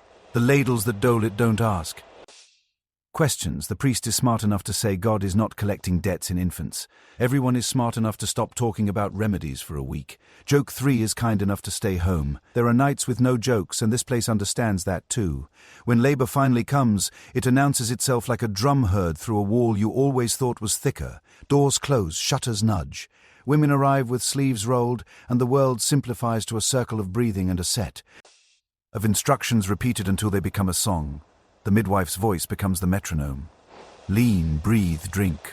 Curse me if you like, I won't tell. The birth stool plants itself at the bed's foot like a defiant chair in a courtroom. The birth girdle comes out of its chest, the rope, into the lady's hands, and she holds it with the grip of a rope walker deciding to trust the rope. A pot steams, linen's warm, the floor is a map that only the midwife knows how to read. Hours bend, a cry arrives. Mothers, human and huge. Then, if the kindly arithmetic holds, the baby's higher, bewildered, fierce. The room exhales as if it has been holding the bellows for a year. The midwife allows herself one grin and then gets busy again because victory breeds logistics. Cord tied, afterbirth watched for completeness like a ledger. The mother's gaze goes sea-deep and stakes a flag you can't see, but everyone in the room salutes. The baby is rinsed, wrapped, and introduced to a world where candles and ginger apparently coexist with saints. If the child seems fragile, the midwife performs emergency baptism with the priest's water and the priest's blessing trusted to be retroactive. If strong, someone sprints for the font and the godparents. The rite is brisk and tender. Name, water, words, a cross traced with a thumb that smells like the chapel. Mainstream fact rings its bell again. Infant baptism was standard, often within days of birth, both from theology and from the blunt knowledge that tiny lives were precarious. Midwives were commonly instructed in the essentials for emergencies. You watch a bowl of holy water become a shield, and even your skeptical bits decide to hush. Afterward, food arrives like an apology you actually wanted. The mother sips warm, spiced wine and drifts. The room's jokes return on tiptoe. A cousin claims the baby looks like the Lord's nose, which is either flattery or prophecy. A maid kisses the baby's scalp and inhales as if that scent could fix everything she has ever worried about. The midwife's hands shake for the first time now that they are free. Someone pulls her ale with both hands. Night closes its hand around the tower. A candle burns in the window so the town knows there is news. The steward writes 2 names into the ledger, one new, one who did the work, and underlines them both like a vow. The ladies tidy the battlefield with the skill of veterans. The chaplain hums a Magnificat that makes the plaster listen. You go to the corridor and look at a sky that seems new as well, as if the stars had the decency to rearrange a little out of respect. Sleep reaches you slow and warm. You carry with you the image of a key on a table, a ribbon with saints rubbed thin by hopeful thumbs, a cradle with its patient rock, and the astonished sound a baby makes when air first introduces itself. Historians still argue whether households like this were kinder than we think or harder than we dare imagine. Tonight you saw both truths stand in the same room and nod to each other. Tomorrow will bring gossip, bills, prayers, and vinegar. Tonight brings quieter arithmetic, a heartbeat where there wasn't one, a breath that rearranges a family, and the midwife's hands finally empty, resting on the basket like a sailor touching a dock after storm. Morning begins with a whisper shaped like a cradle, and you follow it to the solar, where the new life you met last night has become the center of gravity for everyone's hands. The air smells of warm milk, beeswax, and the faint iron of sleeplessness. A low stool has been pulled to the best patch of light. A small mouth hunts with the seriousness of a pilgrim approaching a shrine. You learn the castle's next grammar. Feeding is logistics with lullabies. It is also politics. You can feel it in the way the steward hovers at the threshold as if milk were a line item, which here it is. The first decision comes fast. Will the lady nurse the baby herself, or will the household hire a wet nurse? You can hear the arguments lining up like petitioners. Nursing yourself is praised by saints and physicians who say a mother's milk carries her temperament and steadies the child's humors. Hiring out promises rest, quicker return to public duties, and whispered by practical cousins, a sooner return to the bedroom for the air after this air. Mainstream fact folds itself into the shore. Among late medieval European elites, employing wet nurses was common enough to generate a whole sub-economy. Formal contracts, brokers, wage scales, and city ordinances that told nurses what to eat, how to. Live, and quite pointedly what not to do while they were sworn to a child. In Paris and other towns, statutes warned wet nurses against conceiving during service and against strong wines or spiced diets that were thought to overheat the milk. A broker arrives with 2 women from the nearby village, steady-armed and clear-eyed, their own infants left with grandmothers for the morning. The steward sets out a stool as if convening a council. The midwife asks the questions that matter. How old is... Your milk? How strong is your babe? What do you eat when the rye runs thin? The chaplain adds a softer inquiry about patience, and you love him for it. The contract, when it appears, is abrupt but not unkind. Payment in coin and grain, a gown and shoes each quarter, permission for feast day visits, a rule about sleeping in a clean bed, a firm clause about not nursing another infant without leave. The lady, tired but clear, listens with her palm on the baby's back as if reading a weather map. There, joke one tiptoes in with its cap off. In this house, human milk gets more legal protection than the brewer's best ale, which is saying something about priorities and hangovers. There is a physics to the choice, and it isn't just fashion. Breastfeeding often spaces births. Bodies observe their own calendars. A noble household counting heirs may quietly prefer fewer blank months between pregnancies. The friar calls this prudence with a worried brow. The steward calls it a state. Management with a copper's clink. Historians still argue whether elite recourse to wet nurses grew primarily from status display, inconvenience, or from a deliberate if rarely written strategy to shorten interbirth intervals for dynastic reasons. Either way, the arrangement turns 2 women into kin by milk and contract. In some cultures, milk kinship has formal law. Here, it is felt more than codified, but the midwife treats it as holy all the same. The chosen nurse, broad-shouldered hair, plated, hands clean in a way that means many buckets, warms her fingers at the hearth and sits. The baby settles like a question being answered. The room exhales. The nurse hums in a dialect you can feel in your teeth. The midwife watches latch and swallow with a general's attention, and recommends the good stool by the window for mornings, the quiet corner by the bed for nights. The physician, feeling left out of a victory that needs no Latin, contributes advice about cooling herbs for nipples. And warm compresses for hard days, then retreats with dignity to bully humours elsewhere. Rules bloom wherever milk does. No garlic, say some, no onions, say others. The physician compromises with not too much, and chews slowly. Wine watered, broths encouraged, sleep mandated like doctrine. City ordinances in certain places insisted wet nurses live with the household for months, so the steward could audit virtue with the same zeal he audits candles. The nurse's own baby may be sent to a foster. Mother. The economics there is exactly as sad as it sounds and exactly as ordinary as the ledgers make it. The castle lowers its voice around that part, and you lower yours with it. Alternatives lurk in the shadows, and everyone knows their risks. A pap of bread and warm water, or panado with wine and sugar, if you are rich enough to sweeten guilt, can keep a hungry infant from wailing, but it cannot copy a body. Goat milk through a rag teat looks like ingenuity and acts like a gamble. Mainstream. Fact sits heavy. Hand-feeding and animal milk correlate with higher infant mortality across many times and places. Medieval people didn't have spreadsheets, but they watched outcomes, and their caution isn't superstition so much as observation that learned to whisper. The nurse's value is written in every cradle that doesn't go quiet. Downstairs, milk becomes mathematics. The steward counts out the nurse's livery. A sturdy gown, an apron with strings that tie easily one-handed, soft linen for. The cloths that catch what babies waste as cheerfully as they receive. A schedule appears on a wax tablet. Feeds and naps braided with chores the nurse may do when hands are free and mind uncluttered. Mending in a sunny corner. Short walks with a maid on windy days, so drafts don't learn the baby's name. Quirky tidbit carries a wink and a crumb. Some households reward a nurse with a special cake on the day the child is weaned, marking the end of a small treaty. Recipes survive that read like, Desserts the whole kitchen invented as an excuse to clap. Pager bells exist here. They just ring differently. A ribbon tied to a cradle leg runs to a little bell on a shelf. A tug brings help without shouting. The nurse sleeps close because night is when plans misbehave. A small lamp with a shield keeps light from arguing with sleep. The midwife checks tongues for thrush with the calm of a stargazer and keeps honey locked against well-meaning aunts who think every substance belongs in every mouth. You begin to see that infant care in a castle is a series of firm lines drawn with a friendly pen. Not every baby in town has a castle's net. Before dawn you are led by the chaplain's thin candle to a door near the chapel where the hinge sounds like discretion learned to sing. There, built into the wall, sits a wooden cylinder, a wheel, the kind that turns to carry a bundle from street to sanctuary without faces meeting. The chaplain calls it the ruota. The town calls it the foundling. Wheel, mainstream fact lights itself like a lantern.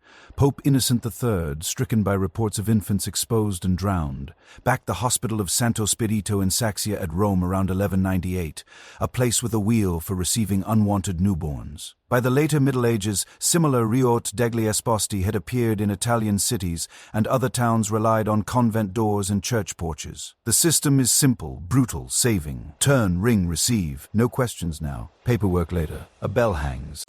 One pull says help. The chaplain, careful as a man carrying a ladder, turns the cylinder to show the inside shelf padded with old vestments. He speaks of tokens. Half a brooch, a torn playing card, a coin filed into a crescent, left with a baby so if fortune and repentance ever align, a mother can match halves and reclaim what the world forced her to surrender. You hold a small tin heart notched down the center and feel the weight of a bet someone made against time. The ledger. At the hospital will record found at the door named Benedict, baptized at once in a neat hand that will not mention rain or fear. The foundlings become the town's children and the church's homework. Wet nurses hired from the countryside take them in at low wages. Milk traded for bread and a blessing with thin boots. Those who survive, many do. Too many do not return at weaning to the hospital's hall, a long room that sounds like hope trying to nap. Historians still argue whether foundling. Systems truly reduced infant deaths or merely disguised abandonment with official process. The wheels saved some and may have encouraged others, and the ledger's tidy columns cannot measure the ache outside the margins. You decide that the bell by the wheel is mercy's sound, even if mercy sometimes arrives as an imperfect machine. Back in the castle, the baby with a room full of names dozes with milk-drunk satisfaction, and the nurse's shoulder glows with the sheen of recent work. The lady dozes too, and you watch her hands make that half-waking search mothers do as if counting the air and finding it sufficient. The steward brings a cup of warm ale cut with milk and nutmeg, a household superstition about encouraging supply. The physician sniffs and pretends he invented it. Joke two peers over the rim. If it is in a cup and smells like Christmas, someone will call it medicine. Contracts have tails. A good nurse is remembered in wills with a gown or a cow. A poor nurse is paid and quietly.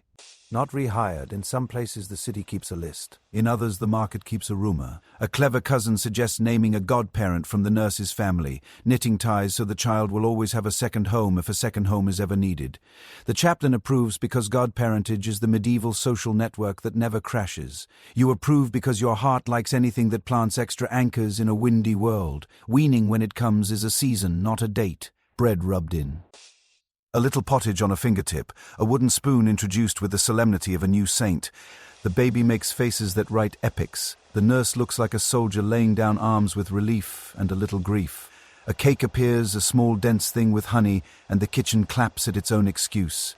The lady gifts the nurse a ribbon and a promise of good word in the village. The midwife gives her a jar of salve, and the look women give one another when they have shared an impossible job. And done it anyway. At the edge of all this sweetness, hard truths still walk. A basket still appears some mornings at the side door, not at the wheel, but under the saint's niche, where the shadow keeps cold hands off. A note says, "Pray for her," and the chaplain does. The steward adds a loaf to the alms tally and sends the babe to the hospital with a girl who sings lullabies off-key but with conviction. The castle does not make speeches about this. It makes lists and makes room. Joke 3.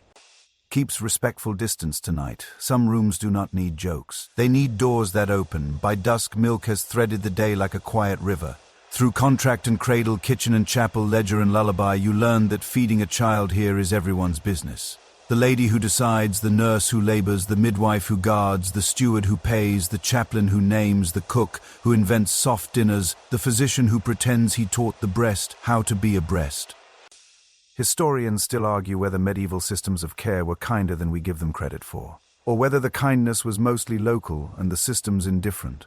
Standing at the window while a tiny sigh resets the room's heartbeat, you vote for local kindness armed with rituals and bread. Night folds the household. The ribbon string on the cradle bell lies slack. The nurse sleeps with one hand already half closed toward morning. Somewhere in town, a wheel turns and a bell rings, and two.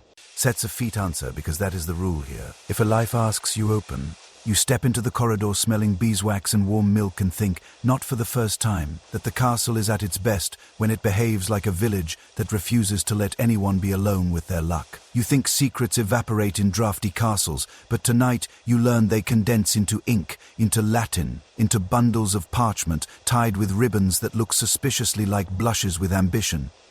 Loans you to the scribe for the afternoon, which is how you end up in a side room where scandal goes to become paperwork.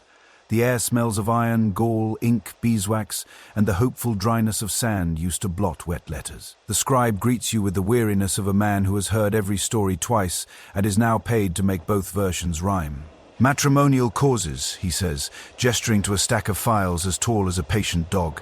These are not crimes in the usual sense. These are knots. Annulments for consanguinity or coercion. Petitions about pre-contracts, promises to wed spoken in the wrong order to the wrong witnesses. Claims of non-consummation phrased so discreetly you could use them as linen. Impotentia coundi, the scribe murmurs, then adds with a cough that it is a technical term and that his quill does not giggle. Joke one slides in like a blot. If Latin could blush, this room would be a pomegranate. Mainstream fact steadies the reed pen in the medieval Latin West. Marriage belongs in church court, and canon law treats consent as the heart of the sacrament while also making consummation a glue that hardens the bond. Bishops' consistory courts hear cases about annulment, adultery, defamation about sexual conduct, and promises to marry, while secular courts mind abduction, assault, and inheritance fights. That is why your gossip keeps tripping over Latin, because a whisper about a bed must pass through a judge who prefers his verbs conjugated and his. Adjectives sober, depositions come first. The apparitor, you like his hat, which looks like a folded reprimand, brings in witnesses who swear on a gospel and then talk to the notary in the language they actually speak. The notary listens in English or French or the local pattern and turns it into Latin neat enough to earn candles. You watch the code switching. He said under the ash tree becomes sub fracino, which somehow sounds both holier and colder. We saw them kiss behind the buttery. Door becomes oscula dedit, which is a phrase that could either absolve or ignite depending on who reads it. The scribe adds manicules, little pointing hands in the margins beside the juiciest lines because future lawyers love a helpful finger. Quirky tidbit. Scribes draw those tiny index fingers with alarming personality. One in the pile has a cuff and ring as if a fashionable elf is annotating your future. Not all witness lists read like romance casts. There are laundresses who can recite. Bed linen calendars by memory. There are carvers who remember seating at feasts because knives, like hearts, have pecking orders. There is a gate guard who saw a ribbon change wrists and suspects a pre-contract in ribbon form. The scribe treats them all kindly, partly because ink dries better when people don't cry on it. He keeps a tray of comfits for nervous tongues, which is either bribery or pastoral care, depending on how many you take. Joke, too, breathes across the sugar. The only thing this. Office sweetens better than breath is truth. Annulment petitions are their own theatre. The neatest ones invoke kinship fourth degree through so-and-so with diagrams that look like grapevines that took up geometry. Others lean on force. Bows said with knives lurking just out of frame. Some plead error. He thought she was free to marry and she was secretly promised she thought he was single, and his first wife was merely far away with her cousins and her opinion. Then there are petitions that lean on the unglamorous, non-perfect he could not phrased as gently as a feather. The court, fond of delicacy but fonder of facts, sometimes orders proof so awkward the ink feels sorry. Examinations by wise matrons habit evidence, sworn attestations that 2 years in a marriage produced no child despite opportunity and intent. Historians still argue whether such impotence trials were common or mainly late medieval and early modern curiosities inflated by later readers. The records survive. Unevenly, and scandal travels farther than routine. You copy a case about a pre-contract, that slippery thing with the power of a legal ghost. Two people exchanged present-tense vows before witnesses. No priest present, which in an older canon law framework may bind them more certainly than the later fancier ceremony would. But there was ale, say the witnesses, and also a moon and a lute, say others. And now a new match with better land is pushing from the wings. The judge sniffs out timeline the way a hound sniffs out where the fox went under the fence. Banns were called. Or maybe they were not, because the cleric claims a toothache and the sexton mentions a storm and everybody remembers the wrong Sunday. The scribe's quill shakes its head and writes amores facierant. They were more friendly, which is Latin doing you the courtesy of not being impolite. Some files carry the hush of real harm. A woman petitions for separation from bed and board. A mensa et thoro because learned the wrong lessons in a hall that otherwise knows manners.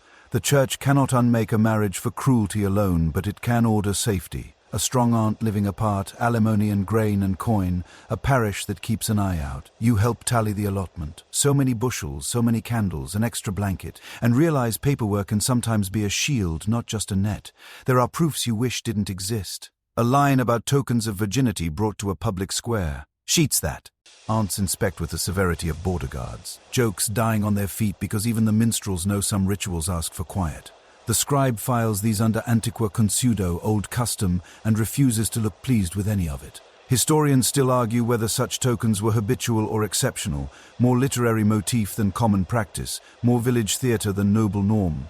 The safest sentence you learn all day is custom varies by place and century, which is scholarly for. People are messy. In between the solemnities there is office life. The scribe dries wet ink with pounce powdered cuttlebone or ground eggshell flicked like snow over a word he hopes not to scrape. He cuts quills the way a barber cuts reputation. With strokes you trust more if you don't watch. He complains that his best parchment always meets the worst handwriting. He swears by tally marks you could count in your sleep. When a cleric from a neighboring manor arrives with rolled-up depositions, the two men compare seals like hounds comparing scars. Wax says so much here. The Lord's device, the chaplain's cross, the midwife's borrowed ring. You hold a pendant seal and feel the way authority tries to turn a handshake into geology. Occasionally, the law invites comedy by mistake. A man sues for defamation because someone called him goat, the insult indexed under lust. The judge, who has heard worse about saints, orders the slanderer to apologize with candles and to refrain from. Animal husbandry metaphors for a year. A woman sues because a rival said she keeps late hours with her comb, which the scribe glosses as vainglorious grooming, then adds quietly that it is code for something else entirely. Quirky tidbit wonders in wearing a ribbon. Some scribes draw little fish or dogs in the margins beside slippery testimony, a private bestiary of disbelief. You pretend not to notice. Their jokes are paid for in ink strain. You ask whether these cases change anything outside. The scribe looks at you as if you have asked whether bread counts as food. Papers are scaffolding, he says. People climb them to fix roofs. An annulment frees a woman from living as a fugitive in her own hall. A defamation retraction lets a girl look neighbors in the eyes again. A separation keeps the worst nights from being normal. A judged pre-contract roots a wedding before it collides with a lawsuit so sprawling it could blot out winter. None of it is perfect. All of it is.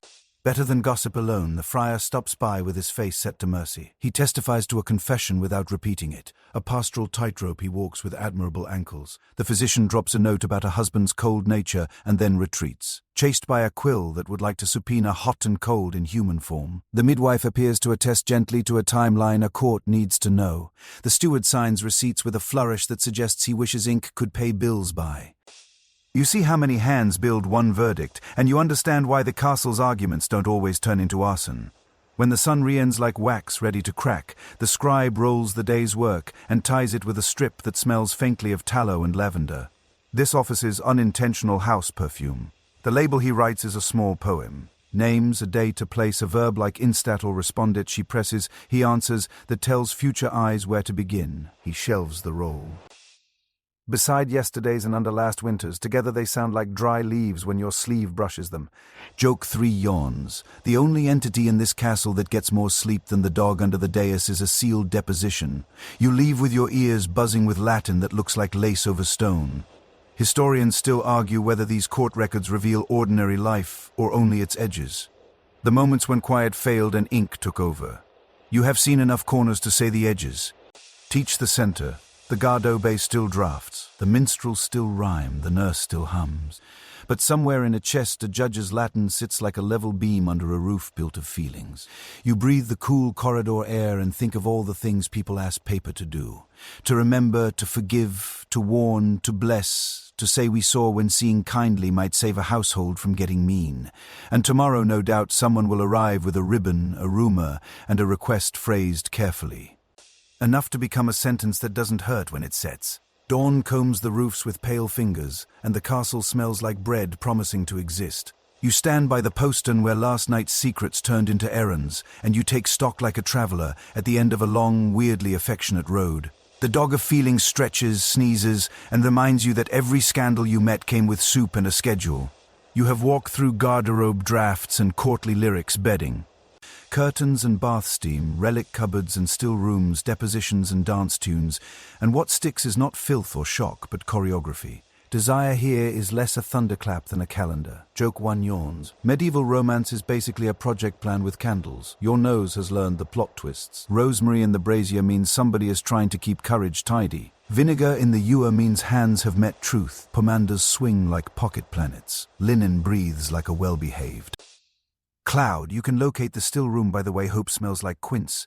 You can triangulate the midwife by the hush she leaves in a corridor. You know where not to step after nightfall because gravity has an allied tower. Legends that arrived with a trumpet leave this morning with smaller shoes. The chastity belt. You watched keys rule storerooms, not bodies. Iron drawers live best in souvenir cabinets centuries later. The motor's toilet. Sometimes yes, sometimes pits and night carts your nose.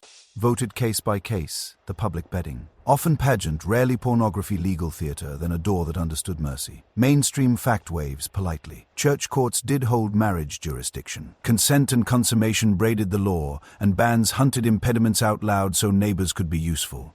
The rest, the sworn sheets, the goat insults as lust law, the flighting in hall, proved that people prefer to laugh their edges blunt before the judge does. You learned a taxonomy of kindness. Laundresses weaponize sunlight. The brewer keeps a jug for diplomacy. The physician cools hot heads with lettuce and warms cold moods with cinnamon, then pretends he invented naps. The friar turns penance into loaf counting and prayer tallies. The steward treats gossip like sparks to be smothered with schedules. The midwife is the household's gravity, steadying planets with a basket and a stare. Historians still argue whether medieval houses like this were broadly compassionate or merely well-practiced in survival. You have met enough honeyed towels, cradle bells, and quiet arms to suspect survival learned kindness because it works. You also learn the rude jokes furniture tells, bed ropes creak commentary. Chamber pots turn stealth into sport. Codpieces begin as pragmatism and flirt with becoming footnotes that shout. Points and neglects preach the gospel of tidy knots. Clothes gossip. Red collects taxes. Sumptuary laws want you to be paragraph. Fashion wants to be a poem with extra adjectives. You threaded yourself into the grammar without tripping. That is a small miracle, right up there with not falling off patterns in the yard. If disgust is to be had, and there is honest and sometimes lyrical, it shares the room with ingenuity so relentless it feels like love. The warmed pebble at the garderobe, the water moats under bed legs, the flea hunt by candle, part ritual, part team sport, the apples stuck with bay leaves for better dreams. Quirky tidbit peeks over the battlement. On Midsummer's Eve, some swear fern seed turns you invisible if you catch it at midnight.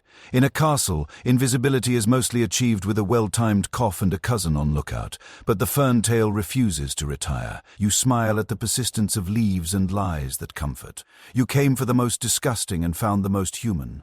You watched a foundling wheel turn the world less cruel by half a degree. Saw a wet nurse and a lady. Become kin by milk and contract, heard a court translate kisses into Latin that somehow hurt less when conjugated. You stepped into baths perfumed with rosemary while a physician scolded pores and a friar scolded metaphors. And yet everyone was obviously rooting for everyone to sleep. Historians still argue whether baths fed sins or merely fed rumors. Either way, the rosewater rinsed more worry from rooms than it invited. What do you take through the gate? The smell map? Yes. The cough code. The secret that the best locks are witnesses who choose to be kind. The knowledge that calendars, for all their bossiness, are just chore lists souls agree to trust. The intimacy of a night where 3 people share a blanket and no one mistakes warmth for invitation. The morning gift that quietly makes a wife financially real to herself. The relic that is mostly beeswax and story and still somehow turns panic into a thing you can hold without breaking it.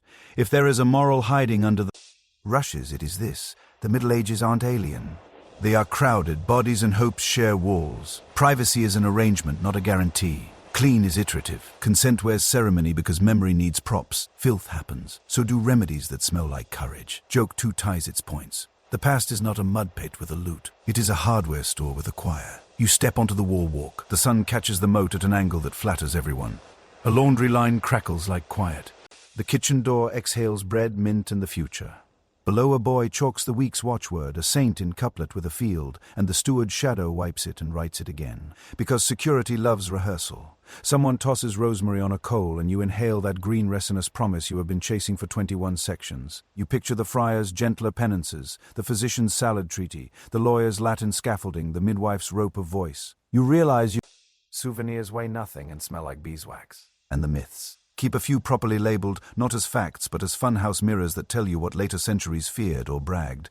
Keep the fern seed, the saint's badge, the clove-studded apple, retire the iron underwear, befriend the bed curtains, respect the chamber pot choreography, applaud the laundress, tip the brewer, thank the nurse, and if you must carry one line back to the present, make it this. In a crowded house, tenderness is infrastructure. The bell for prime rings thin and bright. The dog of feelings decides your family and leans. The gate yawns. You head out smelling faintly of rose, rosemary, and ink, which is to say, you smell like a person who watched a complicated world try loudly and repeatedly to be good. Joke 3 walks you to the ditch. You probably won't survive this nostalgia. That is, unless you remember that real castles run on people who fold towels like promises. Set your shoulders down. Let courtyard fade to a blur, the banners to soft ribbons, the torches to lazy fireflies. You are still on that wall walk, but the stones have warmed under the sun, and the draft has finally decided to be a breeze. Imagine the rosemary smoke thinning into a green hush that drifts across your skin like a friendly hand. The minstrels are packing away their strings. The midwife's basket is empty and quiet. The steward has closed his ledger with a satisfied pat. Even the dog of feelings is sleeping. Pause, twitching at a dream where every kitchen drops a crust just for him. Breathe in the clean parts you liked best, the beeswax that made shadows kind, the linen that remembered sunlight, the whisper of rose water you carried on your wrists. On the exhale, let the rest slide off. Moat breath, court whispers, the busy clatter of other people's plans. Everything can wait until morning. Mornings are patient. Think of the bed hangings you learned to love, curtains drawing in close to make a small safe room inside a big echoing house. The fabric is heavy in the best way, the kind that tells drafts to mind their manners. If your thoughts try to do a jig, give them a job. Picture tying a neat bow in a pair of points. Snug and even, then another, then one more. Each knot a little anchor for the mind. Or hunt a single imaginary flea with a candle. Slow, steady, amused, and when you catch it, the thought pops and the sheet goes smooth. If a worry shows up, hand it a pomander and ask it to. Smell something pleasant for a while. You did good visiting. You walked through noise and came back with quiet. You learned that the past hums like a lullaby when you let it. Now dim the lights a touch more. Loosen your laces 2 eyelets of ease and let the castle turn back into an ordinary room. The rushes are just the rug. The brazier is just the fan. The bell for prime is just the clock. You are not going to check again. Sleep well. The walls will keep. The stories can wait on the windowsill. Until morning. Good night, sweet dreams.